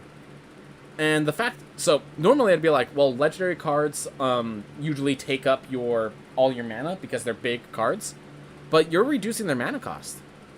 This card could be a legit piece to like a new deck. This card could legit make a new deck in constructed, which is pretty cool. Even in Eldraine and before rotation, there's some good legendary creatures. I'm not going to search through all the legendary creatures, but I'm sure there's a lot of themes that can synergize with each other and make a really strong effect out of Bard class. Now, for limited, this all requires legendary spells. You're not going to get many legendary spells in limited, so no. And this again kind of leads more into the MTG lore of bards, that this is all about telling legendary stories of adventures and stuff. Bards in D&D, while they have bardic inspiration to support, they have bardic inspiration to support your allies. It's a lot of ally support, but bards are legends in their own path. They're versatile utility characters. Barrowin of Clan Under. So it's a 4-mana dwarf cleric. When it enters the battlefield, you venture to a dungeon, and whenever it attacks, return up to 1 creature card with convert mana value 3 or less if you've completed a dungeon. I think this card is actually too slow for the white-black Ventures deck. You already have, like, your top end already is Acerak and Nadir Selfless Paladin. You don't need anything that costs 4 to start venturing. And then you have a 4-mana 3/3 that has to attack to return creatures to your hand. Oh, it's... Okay, so it is to the battlefield, which is cool. But still, it's a 4-mana 3/3 that has to attack to trigger its ability. So that's the reason I don't think it's very good at constructed. In limited, can you get these colors? Can you complete the dungeon? Yes, no, that decides its viability. Even then, it's a 4-mana 3/3. It might not win you the game. It might not do enough. It still might not do enough in limited. So, I'm not too hyped on Barrowin. And as a person who plays black-white clerics, I'm not even interested. Bruenor, Battlehammer. Let's me scroll that properly. Alright. So it's a 4-mana 5/3, so very aggressive stats. You may each creature you control gets +2/+0 for each equipment attached to it. So that's really powerful. Just turns, it turns a lot of equipment into even stronger equipment. It turns like some with first strike and has equipment costs into an even better creature. That does a lot of good stuff that you wouldn't expect. It is a dwarf, so for that dwarf style deck, this does act as a top end for like an equipment style dwarf deck. And you may pay 0 rather than the equip cost of the first equip ability you activate each turn, which is just even more mana efficiency. Good stuff. Good stuff. Oof. So I think this is actually a really good card. If the so it seems like after rotation, we're prepared for a red-white equipment warrior deck, just like an equipment warrior aggro deck. I think the question is it just mono-white with cards like Halfar, God of Battle, or are we actually going to be splashing in red for Baranor and Nahiri? So let me just show you. So we have Halfar. I think. Okay, I guess I misspelled it. God of Battle. We'll use that. So, here's the card. It's a flip card, so it also is Sword of the Realms. So it's also a 4-mana creature that gives your creatures double strike, and you could switch out equipments that are attached from one creature to another, or it's an awesome equipment. So that's one example of something that has 4 mana as a top end. Then we also have Nahiri, which... I'm just going to type in Nahiri because I have to check. Nahiri, Heir of the Ancients. There we are. That's the new one. So they make a bunch of 1/1 white cores that freely attach equipment to them. It searches for warriors or equipments, or it deals damage to players or planeswalkers, or creatures or planeswalkers based on your equipments. These are all good 4-mana cards to have at the top end of that equipment deck, that equipment warrior deck. I don't know if Bruenor has space between all of those cards. Limited, awesome. You have a few equipments, amazing. You don't, it's a 4-mana 5/3. You're okay playing it. So, limited, great card. Constructed, the problem is it's competing with a lot of other cards, and even the white legendary dragon is basically part of this equipment deck because it's a 4-mana 4/3 that becomes an equipment later. Is Zendikar part of 2022 rotation? I'm pretty sure Zendikar are Strixhaven, Kaldheim, and D&D are part of the rotation. I'm pretty sure Zendikar is the oldest set that remains in the 2022 rotation. I could be wrong, but I'm pretty sure Zendikar is the oldest set that remains in the rotation. Oof. Alright. And yeah, whenever they have names, it's just, I don't know much about Clan Under. I don't know Bruenor because I haven't read the stories. I don't know Drizzt, so lore-wise, assume they succeed. Maybe with fighter classes could be a deck? Yes. So it's not, I'm not questioning whether or not it could be a deck. I'm questioning whether Bruenor has space amongst the other top 4-mana top ends that the deck has. Drizzt Do Erden. 5-mana, 3/3 Elf Ranger. It has double strike, and when it enters the battlefield, you create a legendary 4/1 green cat creature token with trample. And whenever a creature dies, if it has power greater than Drizzt's, you put a number of +1/+1 counters on Drizzt equal to the difference.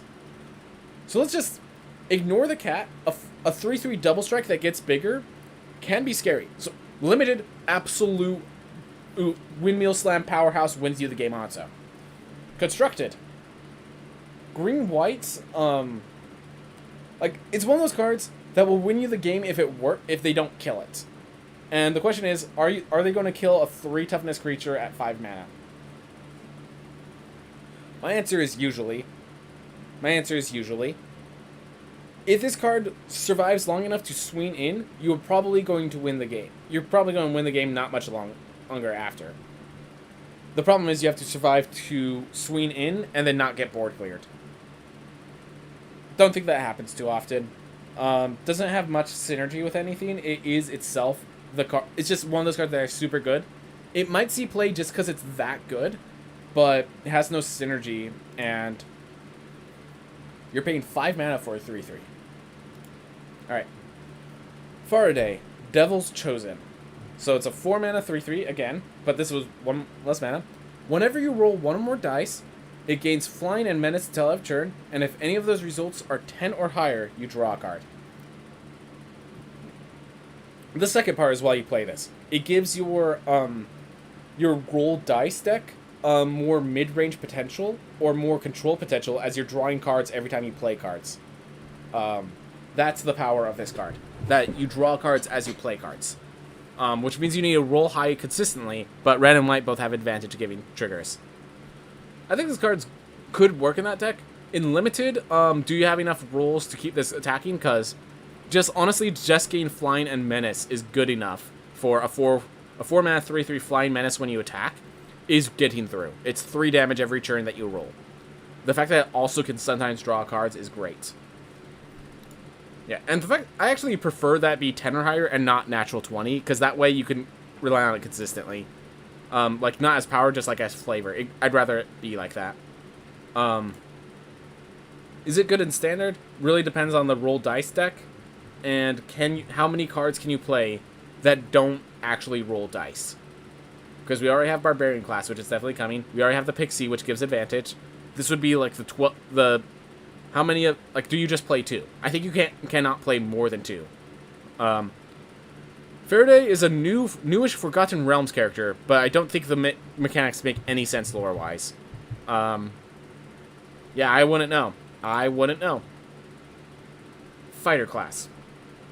So 2 mana, when it enters the battlefield, you search your library for an equipment card, reveal it, and put it to your hand. If there's a good equipment, Embercleave is leaving, thank God.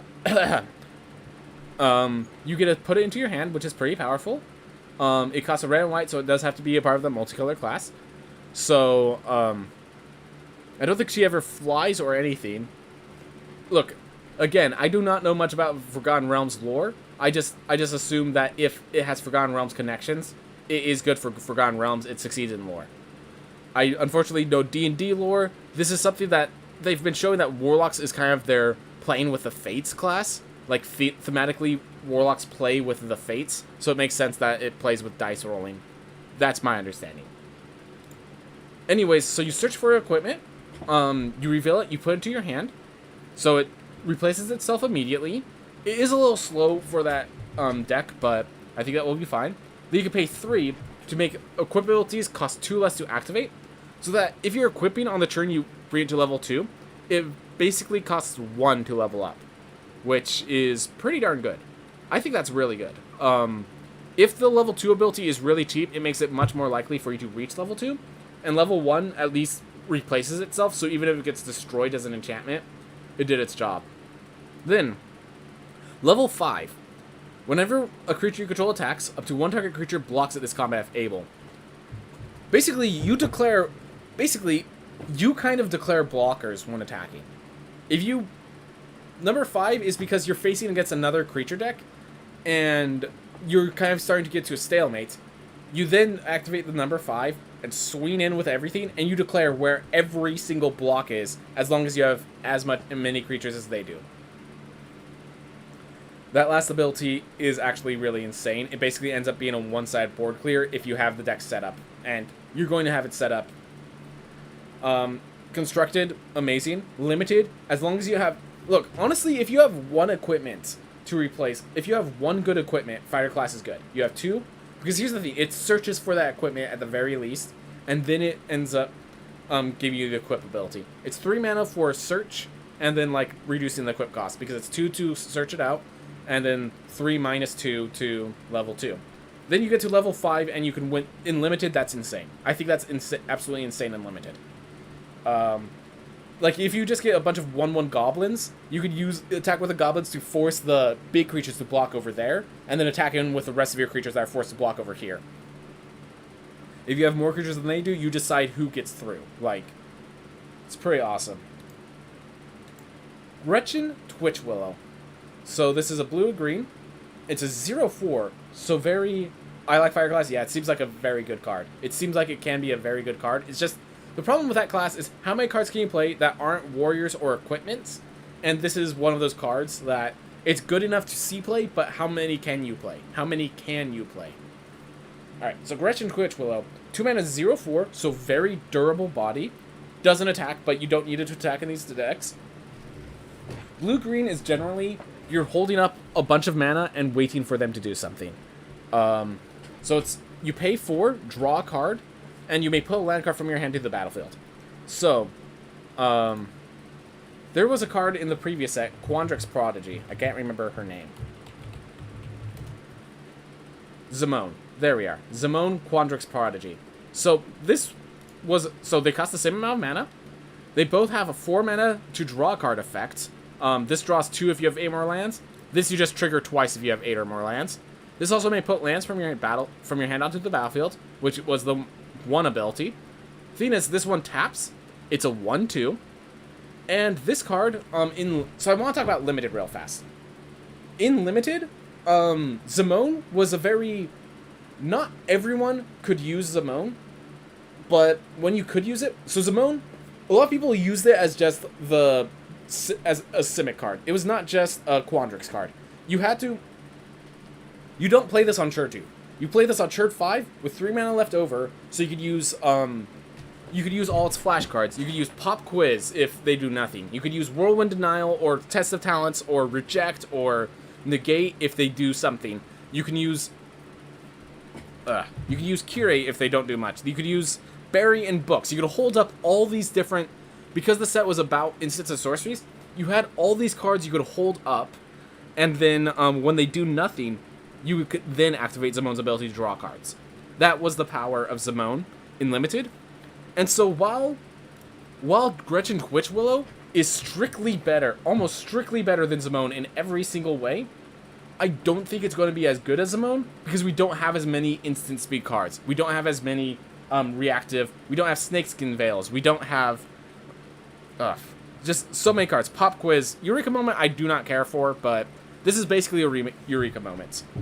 And We didn't have, pop quiz to learn while drawing cards. We didn't, all those draw cards that were instant speed. We didn't have burying books. There were 4 counter spells in that set. There were 4 counter spells, 3 uncommon and 1 common, for you to hold up with Zimone. Zimone could work if you knew what you were doing. Gretchen, I don't see, like, maybe it works, maybe there are enough cards to hold up, but I don't see it right now. Because if you can hold it up, strictly better. Draws a card, immediately puts the land out.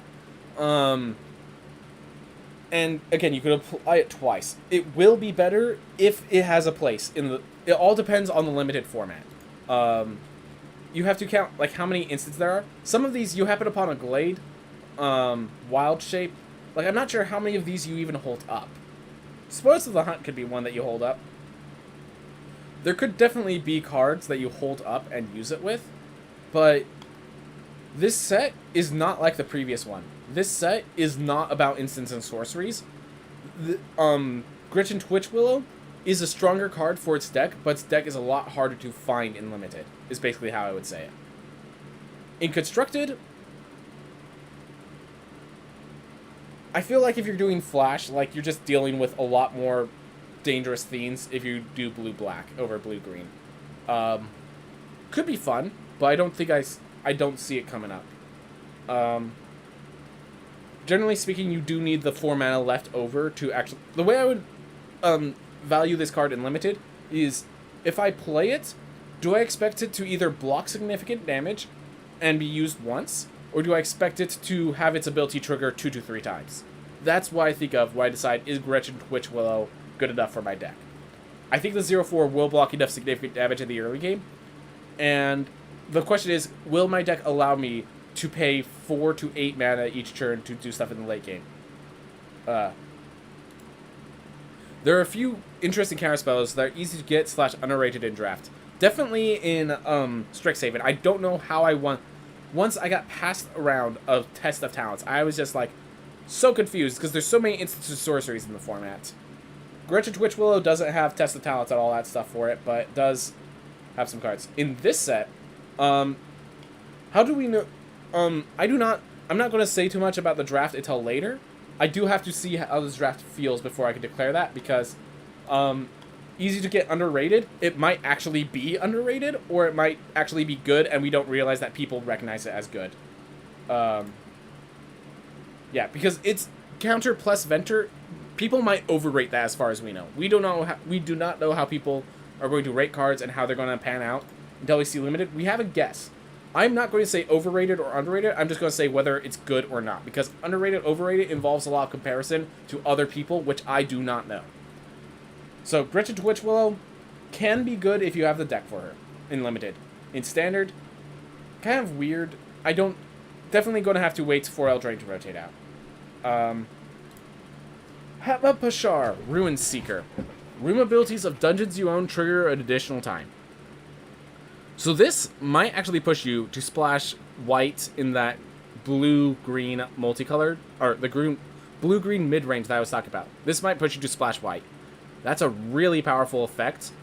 The thing that I really like about it is if you do something like Dungeon of the Mad Mage, you can like go through the first 4 or 5 rooms of the Dungeon of the Mad Mage, and then play this just before you go into the 6th and 7th, and really get your powerhouse of triggers. And that's the power of Hama. That, like, you do not have to play this on turn 3. You can play this on turn 6 with a card that ventures into an effect that you really want powerfully. And that's what makes Hama much more viable. And that's what makes me really like this card, both for Limited and Constructed. I think for Constructed, this might actually force a splash of white. This seems actually pretty darn good. Can this splash blue for the aggro deck? It is... It could be a finisher sort of thing, but I don't think you splash blue because you just want to keep going through Tomb of Annihilation. Tomb of Annihilation has no opportunity to give you treasure tokens, and yeah, this doesn't venture itself. And it's a 3-mana 2/3. Limited, it's good because it's a 3-mana 2/3 that has some venture triggers, and Constructed, it just depends on if that mid-range deck can splash in white, which I see no reason why not, because there's going to be treasure tokens along the way. Oof. Kulain, Reclusive Painter. So 2 mana, 1/2. When it enters the battlefield, create a treasure token. So again, remember I was talking about Wily Goblin being a card that's playable. So I'll just go through it back because that was back in red that we talked about. Or actually, I think it was back in green. But anyways, different video. 2 mana, double red. It's a 1/1 that just creates a treasure token. That's it. This is that. This is the same effect, except one, it's a better body. Where the generous innkeeper, whatever the card was, where that didn't have any important archetypes. This is a human and an elf. This might find its way into tribal decks and work properly. That's actually pretty good. Then it has other creatures you control enter the battlefield with an additional +1/+1 counter on them for each mana from a treasure spent to cast them. If you have a way to generate a ton of treasures, this could make some devastating attacks. This could make some devastating enemies. Generally speaking, I think you really have to make that treasure deck work for this to work in Constructed. In Limited, this, like, it's a 2 mana kind of ramp, and then it also kind of buffs. That's, I think, good enough. You don't play this as a 2-drop, you play this as kind of a ramp card. I think it's good. I think it's really good. Standard, I don't see the deck where it's played, but once it gets played in a deck, it's going to blow up. Yeah, I don't know. Black is kind of weird for the treasure token color. There was a guy that turns treasure tokens to clue tokens, so that could be valuable. But then you're not spending it to cast creatures. I think we just needed a few more creatures that have effects when you cast them using treasure tokens for this to really see play. I'm going to say no on seeing it in Constructed. It's just, it needs a little too much support. But, yeah. People on Twitter are talking about the earthquake. So yeah, in case you were wondering, the ground started shaking during my green card review, and apparently it was an actual earthquake. So, we got the lesser effect, so we'll figure out more. My family's just kind of talking about it right now. I'll have to read that after I'm done with this video. So, yeah, I'm not worried about that right now. I'm going to just finish reviewing the cards. Curdle of Baldur's Gate. 2 mana, 1/3. When it deals combat damage to a player, that player loses 1 life and mills a card. You gain 1 life and scry 1. Whenever you attack, you may pay 2, and if you do, target creature can't be blocked this turn. Note that's, as far as I understand, whenever any creature attacks. So you could just attack with any one creature and make it unblockable for 2 mana. So that's actually pretty good, that this can be just an unblockable trigger later on. And in the early game, if you can manage to land some hits, it loses them, it does a little more damage, and gains you 1 life and scries 1. This seems like a really good utility. Like, in Limited, this seems absolutely amazing. In Constructed, I just feel like, yeah, rogues already do better things. You have to pay 2, where rogues are just too, like, stingy on mana, I feel like. If they're not spending mana to play creatures, they're spending it to do response spells. Like, the rogue deck is just too powerful. Maybe when Eldraine rotates, there might still be a rogue deck that exists using Curdle here. But Limited just seems good. Constructed, there's just too many good rogues. Too many good rogues for you to put this in. Alright. Minsk, Beloved Ranger.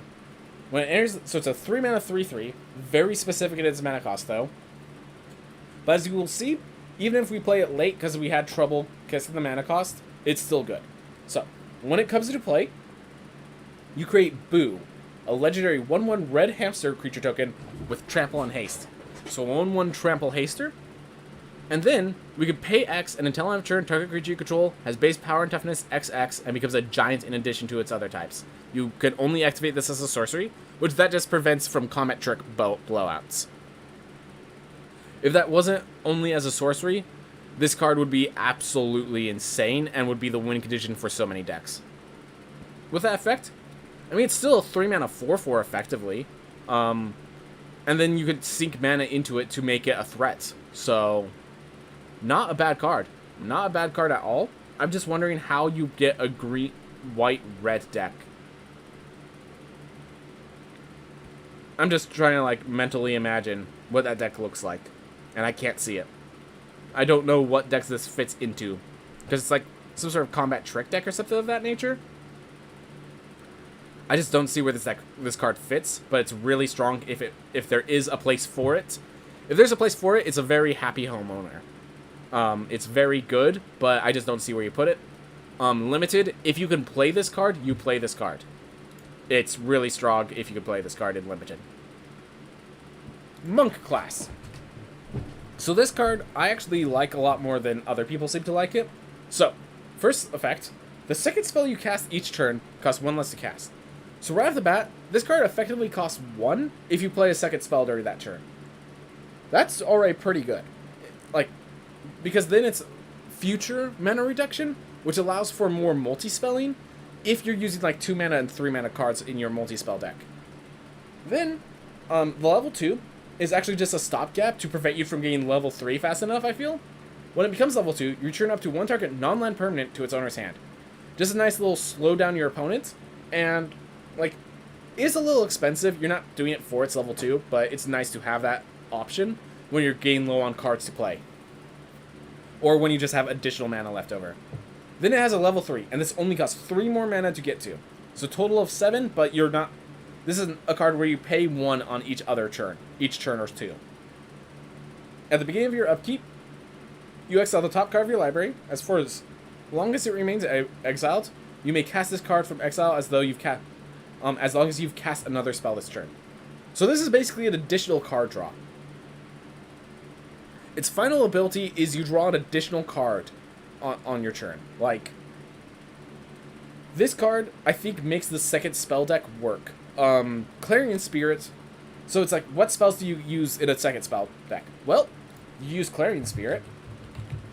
And from Clarion Spirit, you just start to realize that casting 2 spells a turn is often a really strong effect. You really don't need anything other than Clarion Spirit for Monk class to be a good card. You have Clarion Spirit, you're making a bunch of 1/1s. It's good. I think it's good. It's getting you card draw later. It's helping deal with some of the threats of an opponent. Like, I don't see how people think so poorly of this card. Yes, you do need a second spell deck, but Demi-Lich is a card that's coming to play. Clarion Spirit is a card that already exists. Like, I think that we can manage. I think we could do it. And if that deck works, I think it's going to be amazing. I think you run like 3 to 4 copies of Monk class in that deck. Good card. Good card. And Monks, the whole idea, from level 1, they're using their action to attack, and their bonus action to attack or do some utility effect. So, the combination of how you use your action and your bonus action is like how you use your first spell and your second spell. So I do like the flavor of that. Orcus, Prince of the Undeath. So this is one of the big demons. So 4 mana, 5/3 flying trample.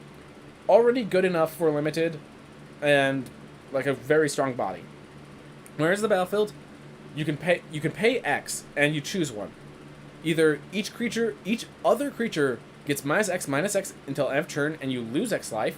So this could be a pretty expensive board clear, or just like clears off all their cheap creatures.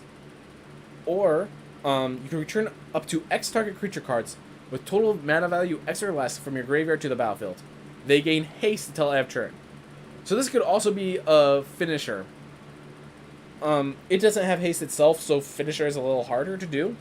But like honestly, just doing a reanimation of a few cards. Like if you just pay 5, get 5/3 and a 1/1. That's sometimes kind of notable. For standard, if there's a place for it, it's a good card. It's always the question of if there's enough space for it. So there's that black red painter card that is literally visible at the top left corner of the screen. If you have a bunch of treasure tokens, you could sink it into Orcus, make a big scary Orcus, and clear off their board. This seems kind of sideboardy though. The board clear effect, like the problem is Orcus is so expensive. Because it's 4 mana and then it's an X cost, there's not much space for you to really pump up that X into some high value. And then it's the question of, is a 4 mana 5/3 flying trample good enough in standard?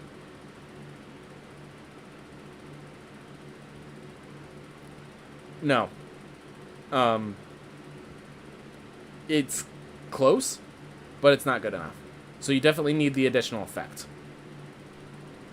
Oof.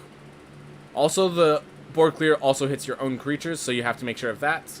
Fair enough, but I think if you're using the board clear, like, you don't care if it's two-sided. You care that their creatures are dead and you have Orcus. Like, if you're facing an aggro deck, you just want all those 1/1s dead. You don't care if you're taking 3 damage in the process. And yeah. I think this card is kind of sideboardy, where if you're facing a bunch of 1/1s and 2/2s and 3/3s, you slot this in, and you act this as a 6-mana board clear that also plays a threat in play. I think that's how you usually play this, and then sometimes you can use this as a reanimation effect in the late game. But I feel like you have to get so deep into the late game for the reanimation effect to be huge, unless we have 0-mana creatures, and I'm really worried about, there's no 0-mana creatures in Standard. I'd be really worried if we tried to do some 0-mana Dredge Theed in Modern. I think it's a bit overrated compared to the people going crazy over it. Yeah, basically, there's no real... Where's the deck for it is the main issue. I don't see how you play this. It's a 4-mana 5/3 Flying Trample is a okay body, but we're talking about Standard right now. Demon is not a relevant typing right now. Yeah, I don't see it. I don't see it. Rogue class. For limited, okay, for limited, it's a 4-mana 5/3 Flying Trampler, okay? That's good enough. The fact that you could also seek mana and sometimes board clear or reanimate is amazing. No, in limited, this is a bomb. In limited, this is an absolute bomb. 4-mana 5/3 Flying Trample. Good enough. I'm super happy. I splash for that. If you're playing Rectors, you probably have smaller creatures. I don't care. Then we just reanimate the smaller creatures. Like... I'm just playing this as a 4-mana... I'm ignoring the X ability, and this is already a limited bomb. It's a 4-mana 5/3 Flying Trampler. So yeah, in limited, Orcus is amazing. In limited, Orcus is amazing.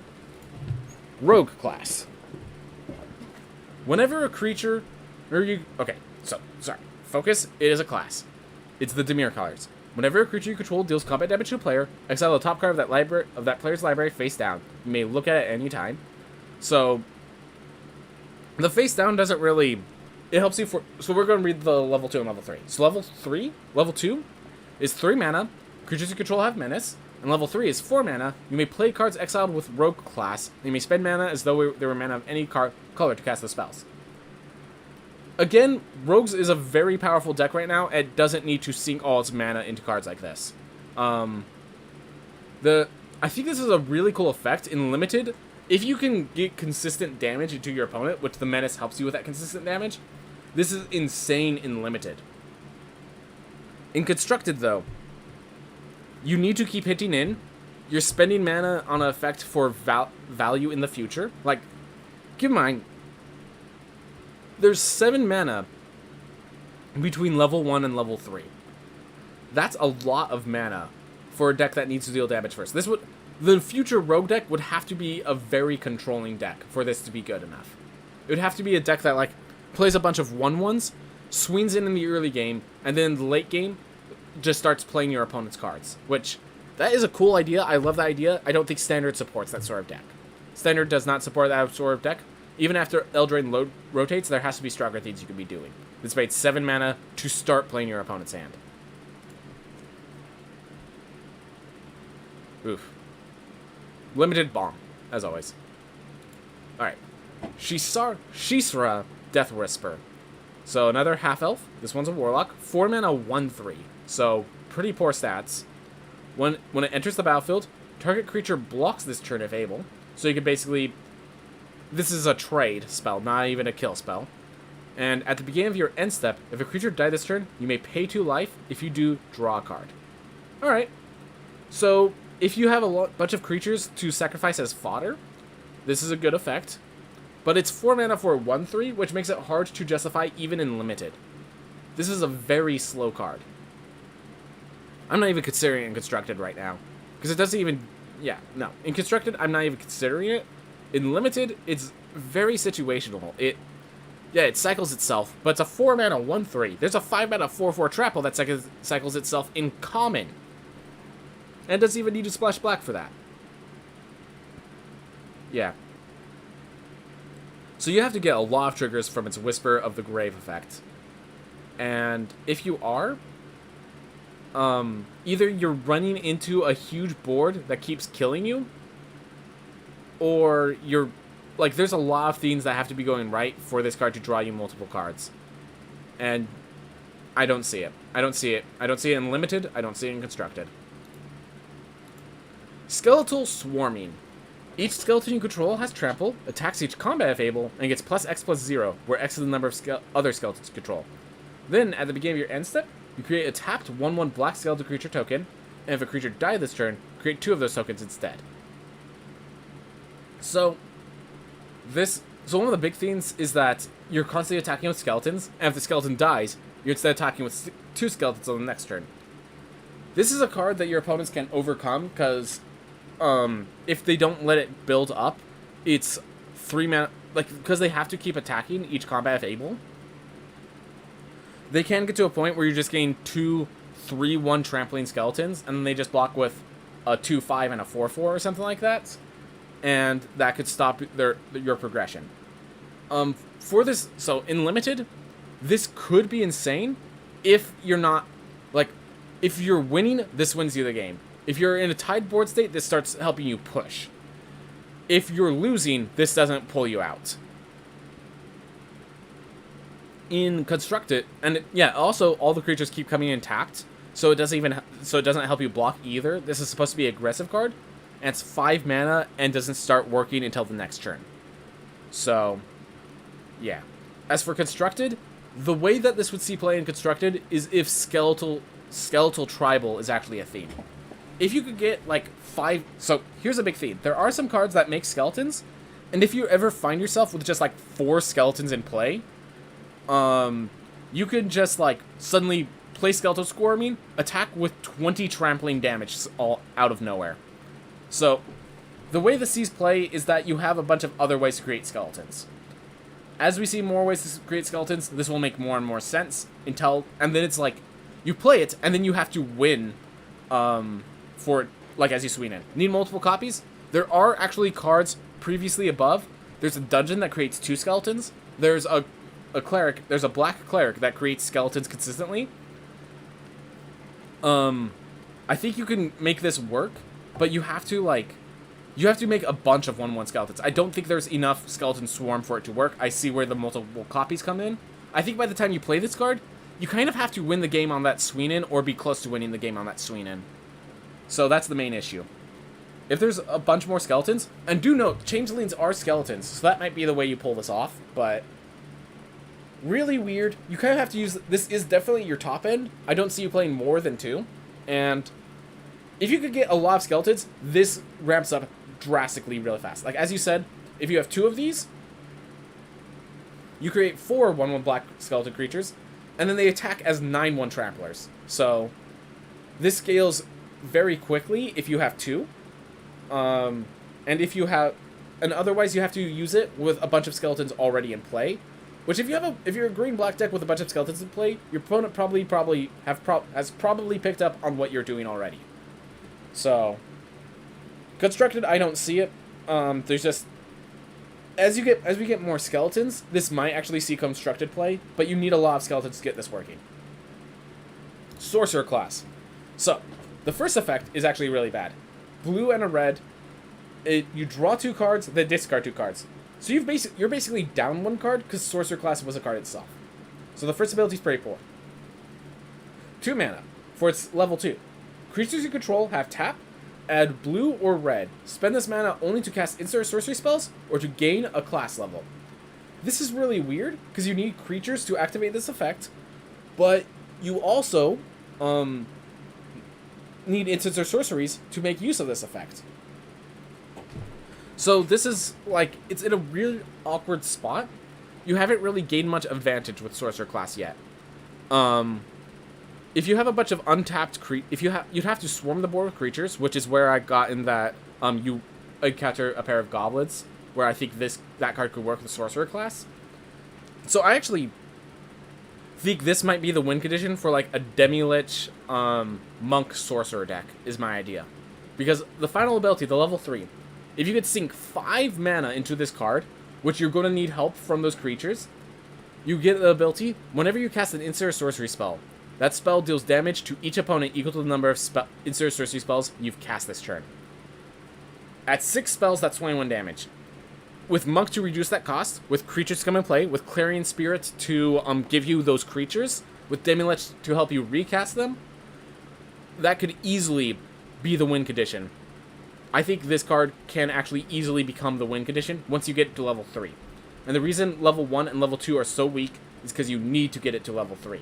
Because it's a win condition at level 3. It can win you the game on its own. So the way I see it played is 2 Sorcerer class, 3 Monk, 3 Demilich, 4 Clarion Spirits, and then like a bunch of instant sorcery spells that can be played on the cheap to get this level 3 and win the game from there. Like, once you hit level 3 with this, if you have enough mana, like, if you have enough creatures, you will have enough mana to just win the game from there. There is quite a bit of hoops to jump through, though. That limited deck would be, like, the reason the Demilich is necessary is because this is the combo piece for a non-combo deck. This turns a non-combo deck into a combo deck, basically. But, and the problem is, until it gets there, it's, you know, -1 card advantage. It helps you for having creatures, and those creatures might be dead by now. Sorcerer class is very finicky. It is I feel it's the weakest of the classes, but it's also the most capable of just winning the game once it gets going. That's the main thing with Sorcerer class. Yeah, 4 spells deals 10 damage. So two turns where you cast 4 spells kills, or 1 turn where you cast 6 kills.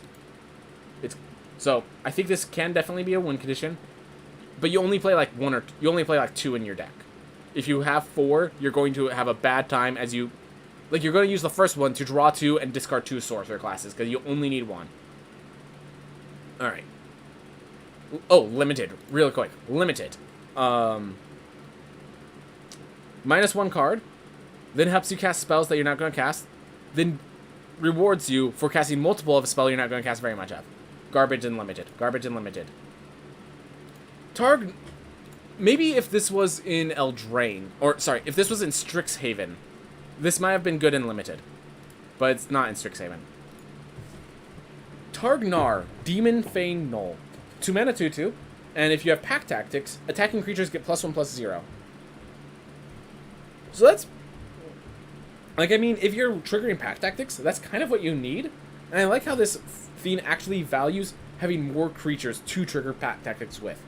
If you trigger this with 6 different creatures, if you have, like, this and 5 1/1s, you attack, you get +6/+6, like, +6/+0. That is actually a way to finish the game, which is pretty cool. And then you can tap 4 and double its power and toughness until end of turn. So, this is a card that there are going to be points where your opponent is just absolutely forced to block this. And yeah, that's pretty darn strong. In limited, I think this is a bomb. This is if you are making the Pack Tactics deck, this allows you to win with said Pack Tactics deck. In Constructed, I'm not sure the Pack Tactics deck exists in Constructed. And this kind of needs to be a Pack Tactics deck to be played. Yeah, no, I don't think this sees play in Constructed. Limited, it can be insane. In Limited, it is a bear that if your deck works for it, it's a bomb. Playable. Tiamat, the Dragon Queen. Dragon God. This is the only god that's not Planeswalker. 1 of every color. It's Wooburg +2. 7/7 flyer. Whereas enters the battlefield, if you cast it, search your library for up to 5 dragon cards not named Tiamat that each have different names, reveal them, put them into your hand, then shuffle. So, if a dragon deck, this card might allow for like a multicolored dragon deck to work, but it's also very fringe. So, in Limited, it's too hard to cast. If you can cast it, it will probably win you the game as just a 7/7 flyer. In Constructed, 7 mana for a 7/7 flyer is actually a poor rate. 7 mana cards should be winning you the game, and this will give you the value to win the game. If this just said, when you cast Tiamat, so even if it gets countered, it still gives you those dragons, I'd be a lot more hyped, because then that still kind of wins you the game. This has all the power output you need, you know? Otherwise, it feels like a pick number 8 card, If you're talking about, I'm assuming you're talking about Targnar. Tiamat does not seem like a pick number 8. Yeah, I guess if you have the right deck for it, I think Targnar could be really strong. But yeah, it's a bear you never feel bad picking it. I think I'm going to put it higher. Like I'm going to put like pick number 4 or pick number 6. But yeah, 8 seems a little poor for it. I think it's better than a pick number 8, Targnar. Tiamat is very much, can you cast it? Yes or no? And the answer is usually no, which makes it not really playable. Constructed though, I'm starting to have faith in a 5-color Dragons deck, because we still have like we still have Niv Mizzet as well. There are a lot of legendary dragons. What's it called? Strixhaven has in fact 5 legendary dragons that you can pull out with Tiamats. This card can help you like fetch out the specific answer. If we get more versatile dragons, this card becomes an insane card. But it's for a control deck, and you need other control. Like, you're just basically controlling the game until you play Tiamat, and then you could start playing dragons slowly but surely to whittle them out of resources to win the game. Niv Mizzet, oh, right. You're right. Niv Mizzet's no longer at standard. It's in her historic. My apologies. But the Strixhaven 5 dragons are staying standard even after rotation. Yeah, that's Ravnica Allegiance. You're right. My apologies. So, Niv Mizzet is historic, not standard. But the 5 dragons from Strixhaven are still staying standard. We also have Goldspan Dragon. Like, we have some new dragons that are pretty on the cheap here for the Dragonborn. I think if Tiamat ever gets cast and you don't die the next turn, you probably win the game. The problem is casting it and then also not dying the next turn. If a deck can pull it off, I think that's a worthy deck. But it's like, yeah, as you're saying, it is a 5-color card. I have hope for the dragon deck, okay? Maybe we do have to wait for Eldraine to leave. There's definitely too much aggressive power, but I have hope. I have hope that other people don't. Treasure tokens do make Wooburg a lot closer to approach. There is already a blue-red dragon deck, and that's a 5-card advantage. That's a 5-card advantage. I do dislike that you have to actually enter the battlefield and cast it. I would have liked if there was some, like, if it was just when you cast it, so that even if it gets captured, you're fine. I would have liked it to be more than just a 7/7 flyer.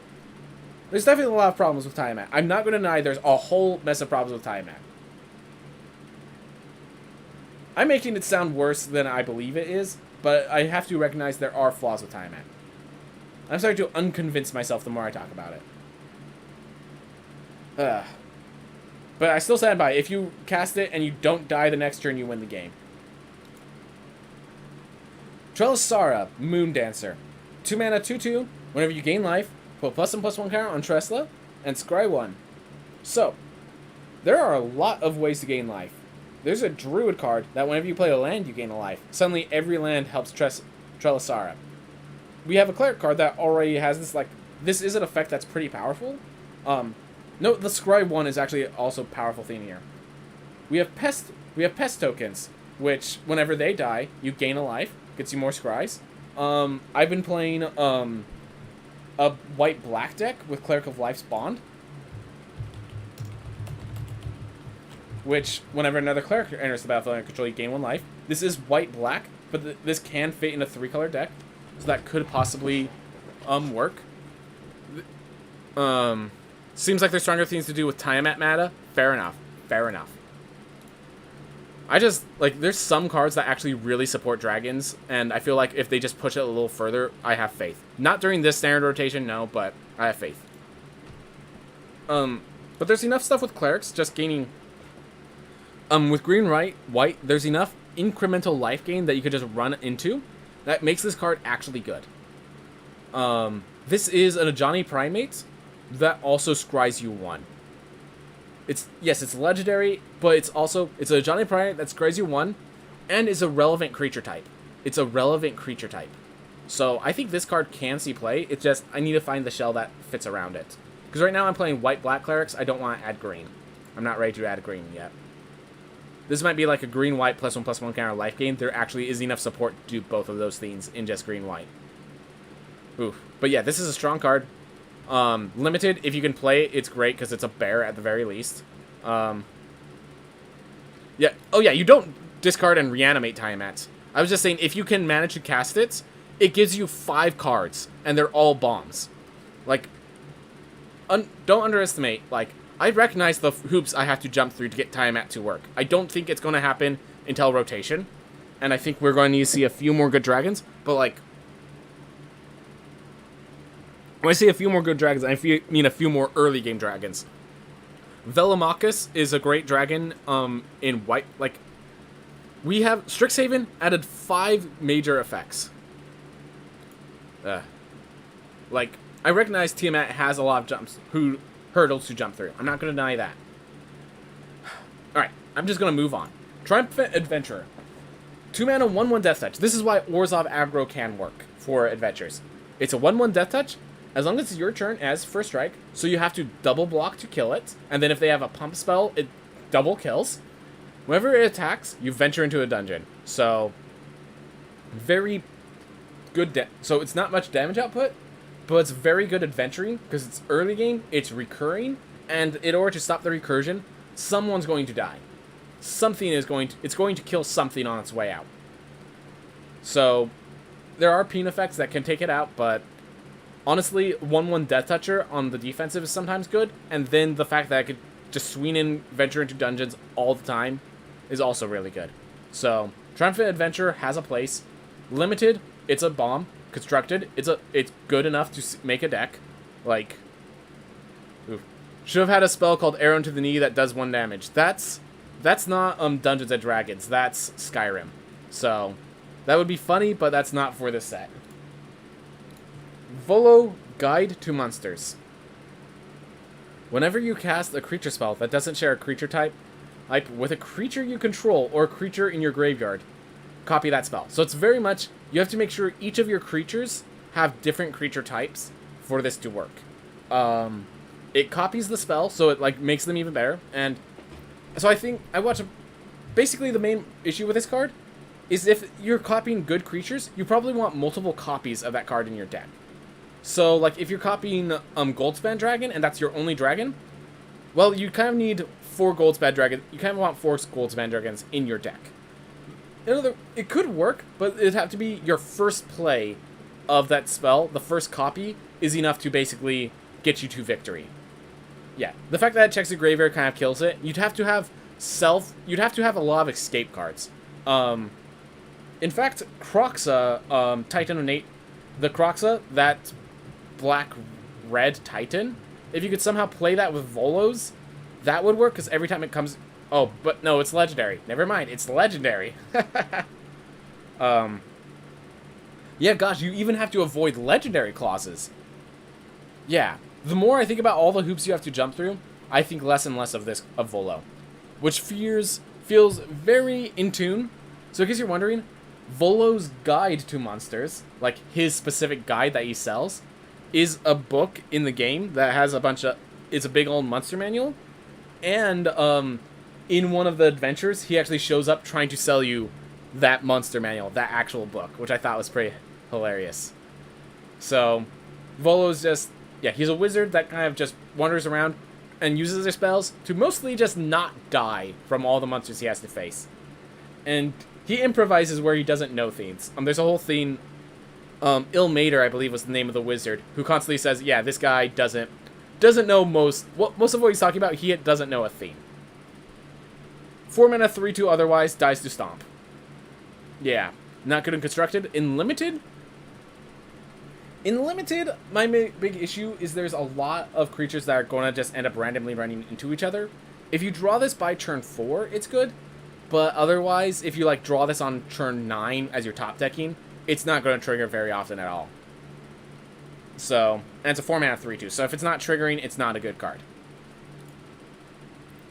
Xanathar, Guild Kingpin. Oof. At the beginning of your... So, 6 mana 5/6, so pretty nice stats. At the beginning of your upkeep, choose target opponent.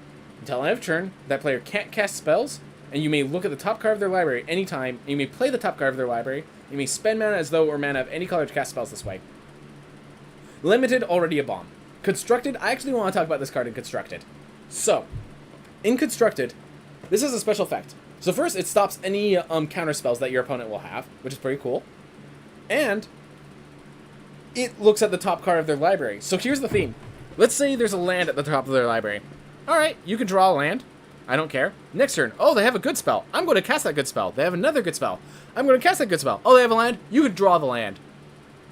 You can Fate Seal. There's an ability called Fate Seal. You can Fate Seal lock. And I think it's called the Fate Seal lock, where you make sure the top card of their library is always an unplayable card. A land. A 2-drop when we're on turn 7.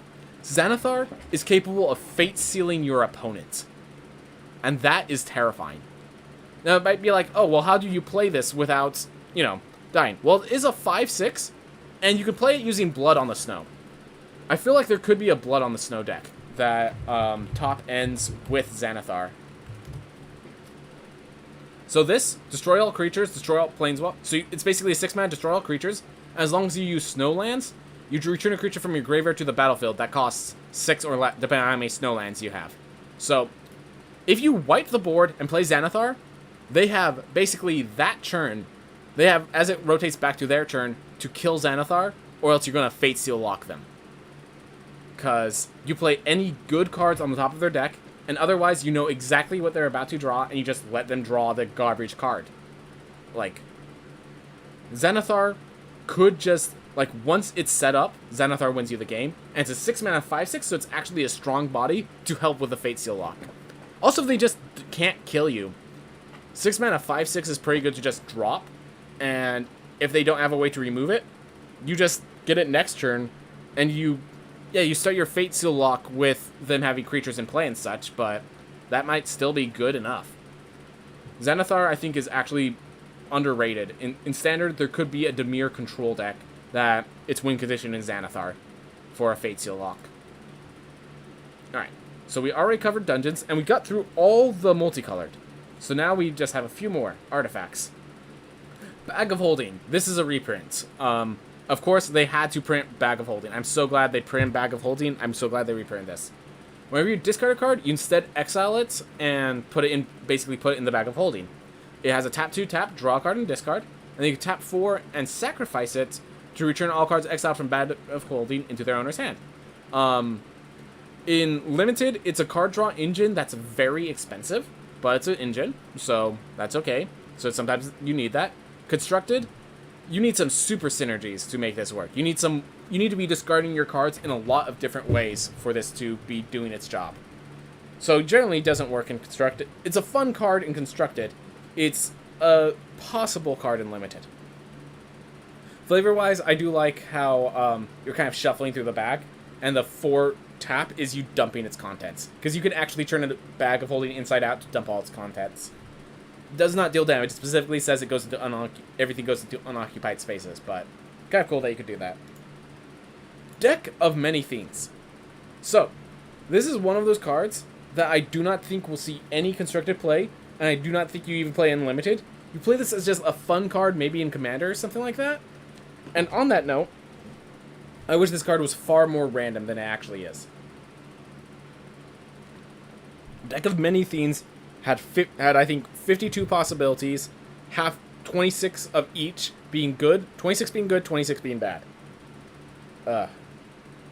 So you roll a d20, and you subtract the number based on the cards in your hand. A 1 through 9 returns a random card from your graveyard to your hand.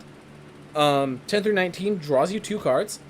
And if you happen to get unfortunate enough to roll a nat 20, you put a creature card from a graveyard into the battlefield under your control. And if they die, you lose the game. Oh wait, its owner loses the game! Oh! Oh, you put you put a 1/1 from their side into play, and then you just sacrifice the 1/1 and kill them. Oh, its controller loses the game, its owner loses the game. Okay. I get what Deck of Many Themes is good now. Alright. You do have to have an empty hand, and if you roll a 0, and if you get a 0 or less, you discard your hand. So, alright. So, now that I know that's how it works, the way this works is actually for, it's for kind of control deck that doesn't have a reliable way of card draw. So like I have my cleric deck that I use a lot. It would actually go perfect in the deck. Deck of Many Things would actually go perfect in it if I want to go more control-y. So like I could put this in my sideboard, and basically what it would do is sometimes it would return a ram card, which all my cards are usually strong enough for that to be good enough. It could draw me 2 cards for 2, which is pretty strong, because usually I'm dumping my hand. And then sometimes I roll a nat 20, I get a creature from the grave, immediately sack it to Pyre of the Heroes, and win the game. I don't like that it's banking on the nat 20, because you could win the game off that nat 20. But now that I know that's how it works, it's still very situational. It's still a very situational card. But when it works, So it's more of a control card that lacks. It's more of a control card for a deck that lacks card draw. It might work in that Demi-Lich deck because every card is super cheap, and you're throwing it in the graveyard anyways. But yeah, now that I know that the nat 20 actually makes the owner lose the game, not the controller, I'm a bit more on the side of Deck of Many Things. I could definitely a playable and limited now. Expensive but playable and limited. Constructed, we need to figure out how to get this into play, because it's 5 mana to play and 2 mana to cast, to use its effect. So, not sure how easy it is to actually play this card, but now that I know that's how it works, I actually really do appreciate the Deck of Many Things much more. I actually like this card a lot now. Alright. Oof. Took me a little while. Took me a long time. I had to read that multiple times before I realized it's the owner. Even then, it's still fringe playable. It's still like, I think you play in a sideboard against certain matchups where you have enough time to dirtle around and draw cards from the Deck of Many Things. Dungeon Map. 3 mana, so it's a mana rock that you can also tap, 3 tap, and venture to the dungeon. If you're a control deck, if you're like ramping and then we get to a dirtily board state, this helps you finish the dirtily board state. This helps you ramp. That's the only times you see it. It's a colorless mana rock isn't very good. It's not for constructed. It's for limited only, and even then, you don't always want to use it. The thing is, so all these dirtly cards I value highly because Strixhaven was a very dirtly format. After I've seen all these cards, this does not seem like a dirtly format at all. Even the big decks, like they seem like you get to a big card, and then you use that to tempo out and win the game. It seems like a tempo format, which makes these venture to the dungeon cards, these slow ones, not good in limited, in my mind. I don't think they're going to end up being good in limited. So, unfortunately, Dungeon Map is not very good. Unfortunate. Eye of Vecna. So, when it enters the battlefield, you draw a card and you lose 2 life. And then at the beginning of your upkeep, you could pay 2 and draw a card or lose 2 life. So, it is kind of expensive to do that consistently. And the fact that it's a legendary artifact means you can't have multiple kind of hurts it. So there are some effects that reward you for losing life. And, like, we saw the Book of Vile Darkness. That makes this a lot better. Until then, it's competing with cards like Maze Mind Tome, which is this, except it actually gains you life eventually. Yeah, this just loses to Maze Mind Tome. Maybe when that rotates out, this becomes a lot more viable, but you really need that life loss to matter. Limited, it's card draw. You play this in limited. 50 feet of rope. So I love the lore of 50 feet of rope. So, in case you're wondering, whenever you start the game, every single equipment set has a backpack, and tied to the backpack is 50 feet of hempen rope. You always have rope. It's pretty great. I love the theme. That's just 1 mana. Yeah, you just always have it on you. And then it just has a bunch of utility. Because the whole reason you have it just has all this utility. You could climb over walls, you could tie up people, and you could help rappel down into a dungeon. This fights, I don't think this card's going to be very good in constructed or limited, unfortunately. Because, as I said, there's better venture. Tie up is a very expensive Icy Manipulator. Very expensive. And it doesn't even tap it. They have to... And it only does creatures. Like, there's a lot of flaws there. So unless walls become a huge theme, And even then, I think you'd rather have ways to destroy walls than just use 50 feet of rope. Very fun card, but I don't think it's very good in limited. I don't think it's very good in constructed either. I don't think it's very good in constructed, and I also don't think that limited is slow enough for 50 feet of rope to work. It has to be pretty slow. And I don't think we're going to get another format as slow as Strixhaven anytime soon. This seems very tempo-y, comparatively. Like, my radar could be off because Strixhaven was so dirtily and attrition-based, but this format seems very tempo-oriented, and 50 feet of rope is not a tempo card. Great Axe, the biggest axe, deals a d12 of damage versus where other two-handed weapons deal 2d6, so just the big barbarian weapon. Equipped creature gets +4/+0. Yep, sounds about right. Equip for 5. So you need a way to cheat this equipment in. Brunar Battlehammer, for example, could cheat this in, and that's how you use this. For standard, I feel like there's probably better equipment. It maybe if Brunar is actually the top end, the fact that it's a 1-mana equipment ends up making it good enough. Who knows? In some weird world. Nahiri also helps equip it to get yourself some 5/1 warrior tokens. So in some weird world, this might actually be good enough, but unlikely. Limited-wise, you play this because you need a mana sink. Or you need an equipment mana sink. None of the cards I saw allow you to equip other than Brunar Battlehammer, and you don't play this expected to get Brunar, and you don't, like... The 2-card combos are really hard to pull off in Limited. And since this requires the combo to be cheap at all, yeah. Hand of Vecna. So, as you guess, this goes with the Vecna card. At the beginning of combat on your turn, equipped creature, or a creature you control named Vecna, so for the, if you sacrifice all these cards to make the AA Vecna god, they get +X/+X until end of turn, where X is the number of cards in your hand. So if you have a big hand, from losing life to draw cards, this card gives a big buff. Now you can equip for 2, or you can equip by paying life for each card in your hand. So this is... It's an equipment. You're going to be paying 3 to play it, 2 to equip most of the time. And it's going to give like +3/+3. Because you have to play cards. Yeah. The fact that you have to play cards makes this actually pretty tough to play in Limited. Like, if you're playing this in Limited, you're probably just equipping for pay 1 life because you had 1 card left in hand. For Constructed, the whole Vecna set has to work. I feel like Hand of Vecna is actually the weakest of the set, because it only gives the +X/+X during combat, and it requires a hand size, which doesn't really fit with the other Vecna cards. If you're trying to get creatures based on hand size, you have Mordenkainen. You have much better creatures than just relying on Hand of Vecna. So I think Hand of Vecna is actually the least playable of the Vecna set, of the Vecna trio.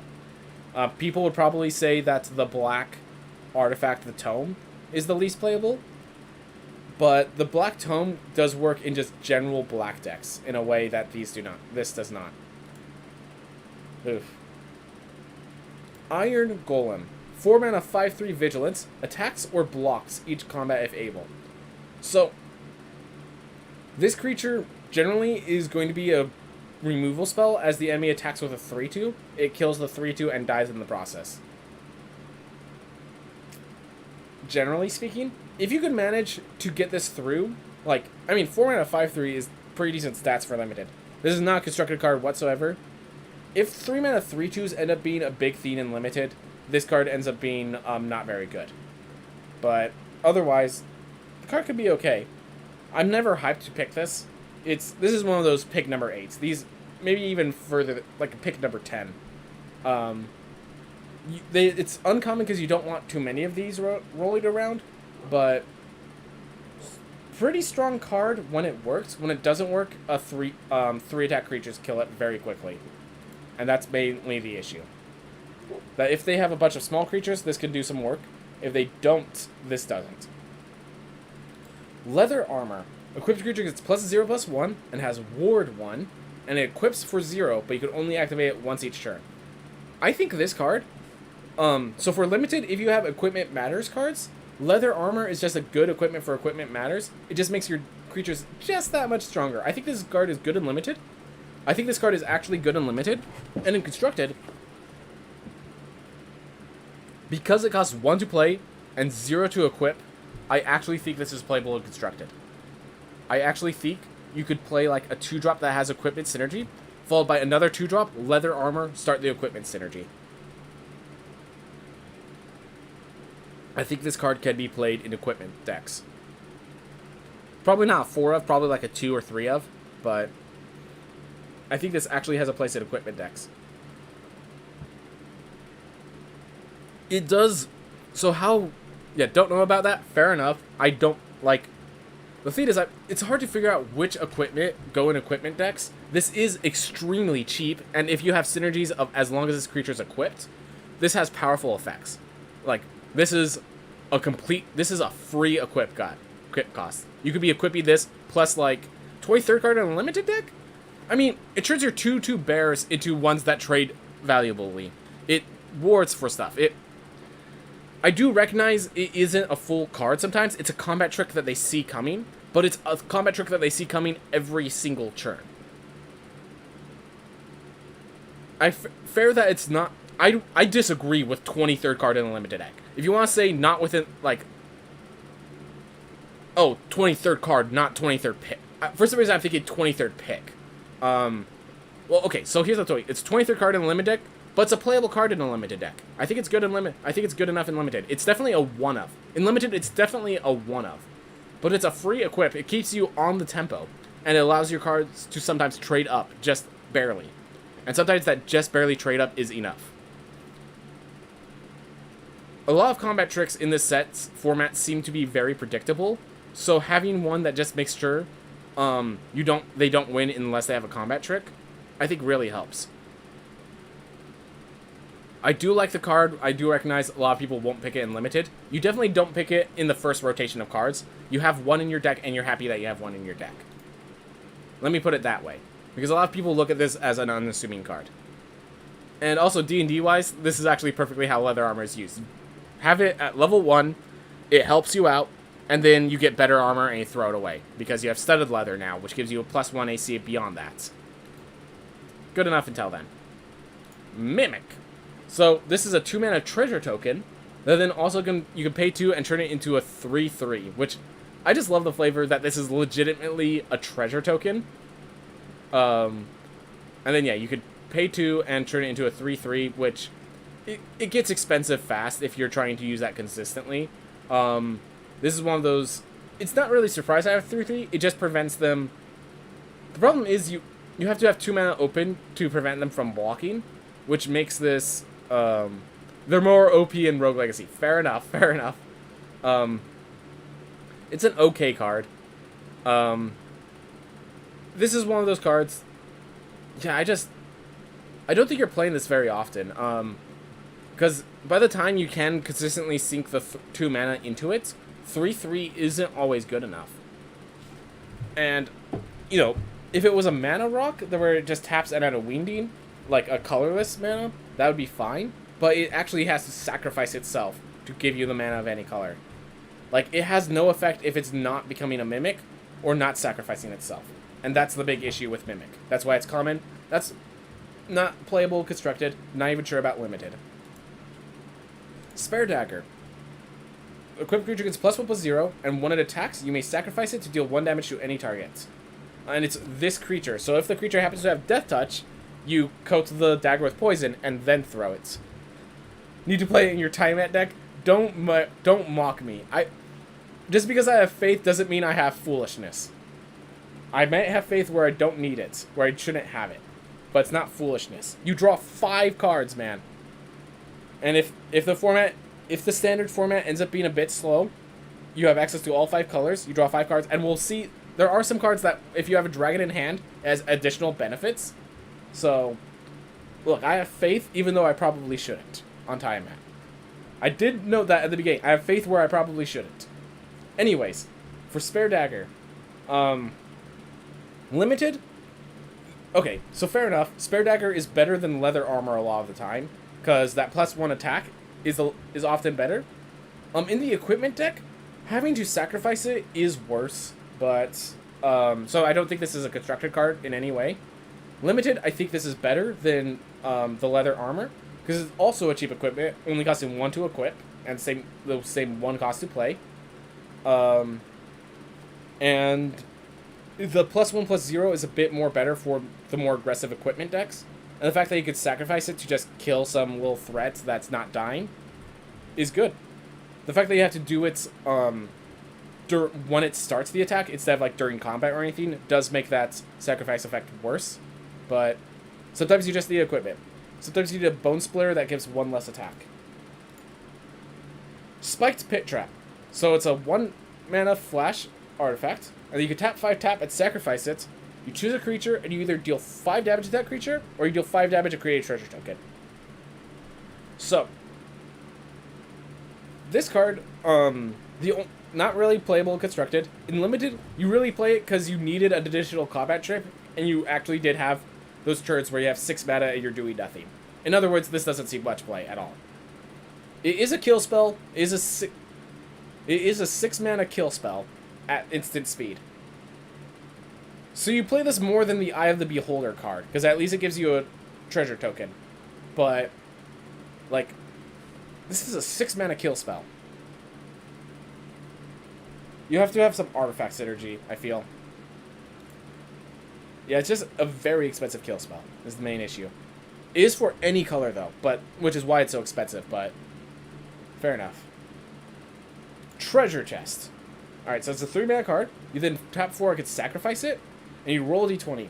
If you get really unlucky, it's trapped and you lose 3 life, which sucks with the rule stuff. Otherwise, you can create 5 treasure tokens. You can gain 3 life and draw 3 cards. Or you can search your library for a card, and if it's an artifact, you put it onto the battlefield. So, this card, first of all, it's very slow, so I don't think it has any play constructed. And in Limited, you have to have something you could do with those treasure tokens. If you don't have something that you could do with those 5 treasure tokens, Treasure Chest ends up, like, if you're at an empty hand, you cannot bank on gaining 3 life and drawing 3 cards. The problem that you have to be able to both use 5 treasure tokens and be able to use 3 additional cards. The 20 is worse than the 10 through 19. Definitely in Limited. And then, like, in Constructed, you can't bank on it. So, yeah, it's basically worse than the 10 through the 19. So, yeah. Treasure Chest has a bunch of weird issues where, luck-based, it's going to end badly for you. It's a 7 mana sink in total.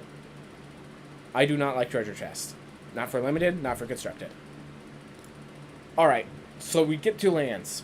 So first, we have a pair of 5 man land. 5 of the fast man lands is, I think, what people are going to start calling them. But, so man lands are lands that become creatures, and fast lands are lands that if you control 2 or that if you control a few lands, they come into play untapped. So, if you control 2 or more other lands, this area is the battlefield tapped. So, it's a plains, and it's just a regular plains for the first 3 turns. And then if you build up a bunch of mana, it becomes a 3/4 white dragon with flying. I'm going to talk, so all of these man lands, there's 1 for each color. All of them, I think, could see play. Like, the fact that it is, in the early game, just a basic land, and that's good enough, is actually amazing for a lot of those decks. Then, in the decks that do not need as many lands, the fact that it turns into a creature later on to deal with that issue means I think a lot of them see play. Like, a huge ton of them see play. 3 mana is often enough in standard for a lot of things. Limited Bomb it's a land. It takes a land slot, and then it sometimes becomes a creature. That's good enough. That's good enough in Limited.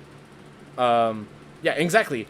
Den of the Bugbear is probably the most likely, because it fits into mono red. You really don't need more than 3 lands, and if you have it, hey, you get to turn those lands into creatures.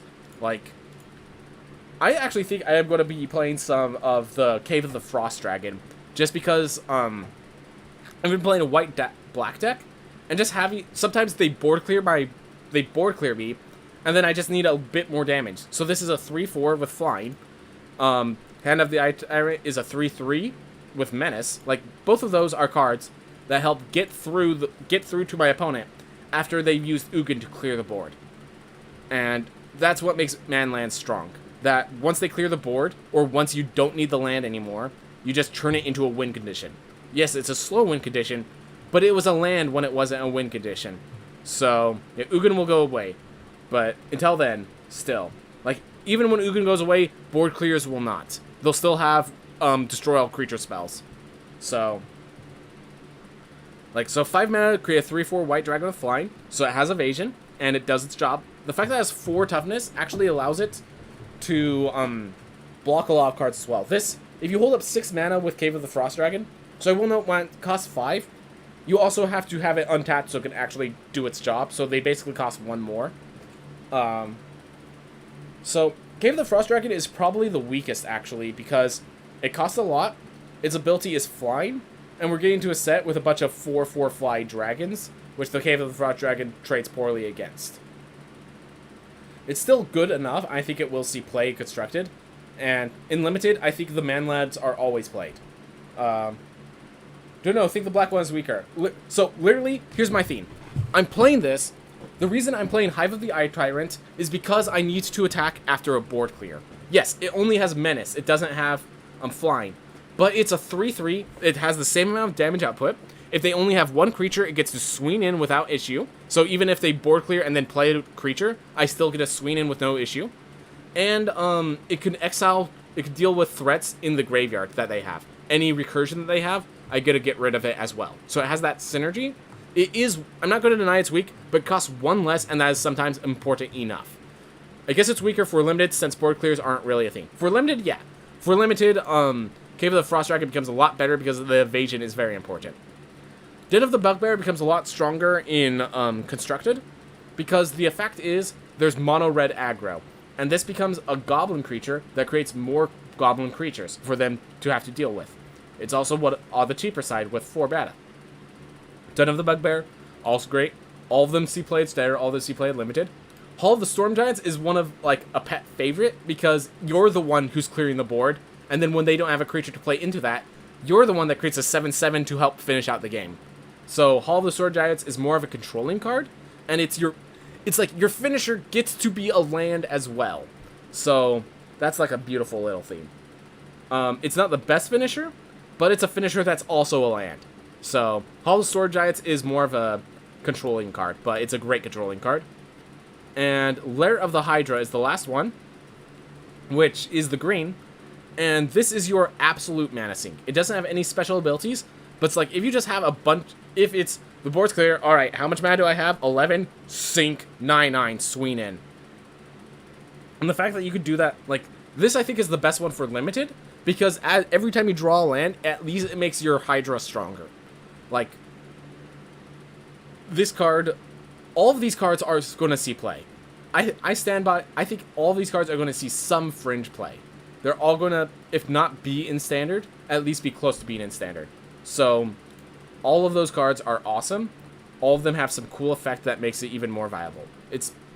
I like them all. I like them all. If I could find a deck for each of them, I would. Dungeon Descent, on the other hand, enters the battlefield tapped. Tap to add a colorless, or you tap 4 and tap an untapped legendary creature you control to venture once. And you can only do this as a sorcery. There are so many, yeah. Dungeon Set, worst card of this set? I'm still debating it, but I think that sounds about right. It is just a land, but it's, why would you put this land? You need a legendary creature, you don't play unlimited.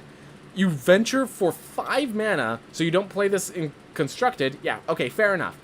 So there might be a card that's technically worse, but this card you never consider playing. If I see this in Constructed, I will be impressed. If I see this in Limited, I will be impressed. I don't think you ever consider playing Dungeon Descent. And the fact that it's a rare, I think, pushes it to the worst card in the set, because at least the other worst card is a common, I'm sure. Whatever that card is. All right, Evolving Wilds. So this is an old reprint. Love the card. So you sacrifice it, and you search your library for a basic land and put it in the battlefield tapped. It's Fabled Passage, except it always comes to play tapped. Fair enough. You'll always play Fabled Passage first. You don't need more than 4 Fabled Passages usually, so it never really sees Constructed play, but it's always a good card to have in Limited, and I enjoy it. Alright, Temple of the Dragon Queen. So this was my hope for the Dragon deck, because you're going to have so many, like, random dragons to play.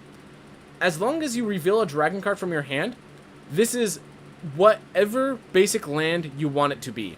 So it comes to play tapped unless you reveal or control a dragon. And when it comes to play, you choose a color and it adds 1 mana of the chosen color. I would have wished if it added red and then 1 mana of the chosen color. That would have definitely made it better. It's okay. It's okay. I can manage. I'm okay. Saw someone play it in one of my 2022 ranked games I played today. Oof. Sorry for your opponent. Anyways, Temple of the Dragon Queen. I think if there is a 5-color dragon deck, this probably sees a 4 of in that deck. But it's the whole theme of I have hope. I have hope. I have hope for it. I recognize the problems of my hope. I recognize it could be fleeting. I recognize it doesn't have a place. Treasure Vault. This card. So first off, this card is one of the cards that people talked about being the best card for Modern and other formats. So it's an artifact land. So it activates for any artifact synergies. Taps for a colorless. Or you can tap double X and tap and sacrifice this to create that many treasure tokens. So if you have like... So, out of context, if you have 7 mana, you could tap all of it, and this is part of the 7 mana I'm talking about, to create 3 treasure tokens to help you ramp up into something later. That seems the unlikely use of it. The use of this is artifact synergy cards. In Modern, there are so many artifact synergy cards. This is an artifact land that creates more artifacts in the late game. That's what makes Treasure Vault good in Modern. In Standard, I don't think there's enough artifact synergy to justify it. In Constructed, in Limited, this doesn't ramp you up enough to be worthwhile. You have to pay 5 mana to get 1 additional mana that is sacrificed in the process. So, I don't think Treasure Vault is seen play in Limited or Standard, but I've heard some good things about it in like Modern and older formats because of the artifact synergy. We need to see some artifact synergy for Treasure Vault to see some play. Alright, so now we get the basic lands, which basically means it for the set.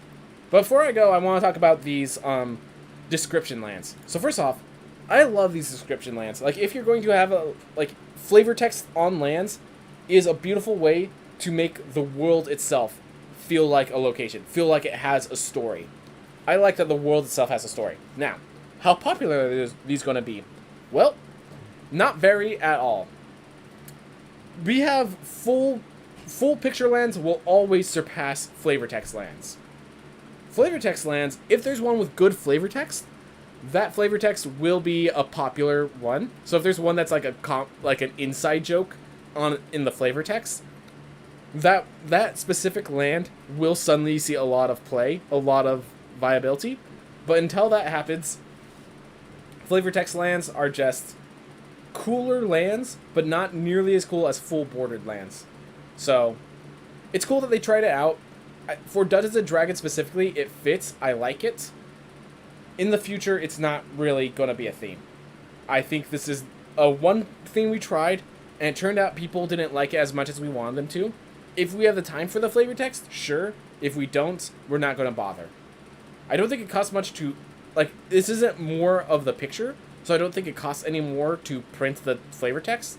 But if we don't have good flavor text, we're not going to do it. I will not fault them for such a decision, because that's what this is.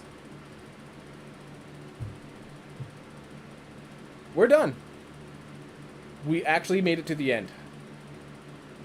Whew, that took a while. That was a lot of work on my side for what I'm used to. For when I play Variety, this was all one game. And it's all just talking about the one game. It was still fun. I'm still glad I did this. Everyone, thank you so much for watching. I hope you all have a wonderful day. Good luck in your drafts. Good luck in your standard. Have a great time playing Magic the Gathering with Dungeons and Dragons. Alright, before we go, let's raid someone. So, hey, Jim the Turtle's active. Let's do him. He's playing some Spiritfarer right now. Cool guy. Let's raid the guy and finish it off. Everyone, thank you so much for watching. Have a wonderful day. I'll be saying you over to Jim the Eternal in about 2 seconds. Go.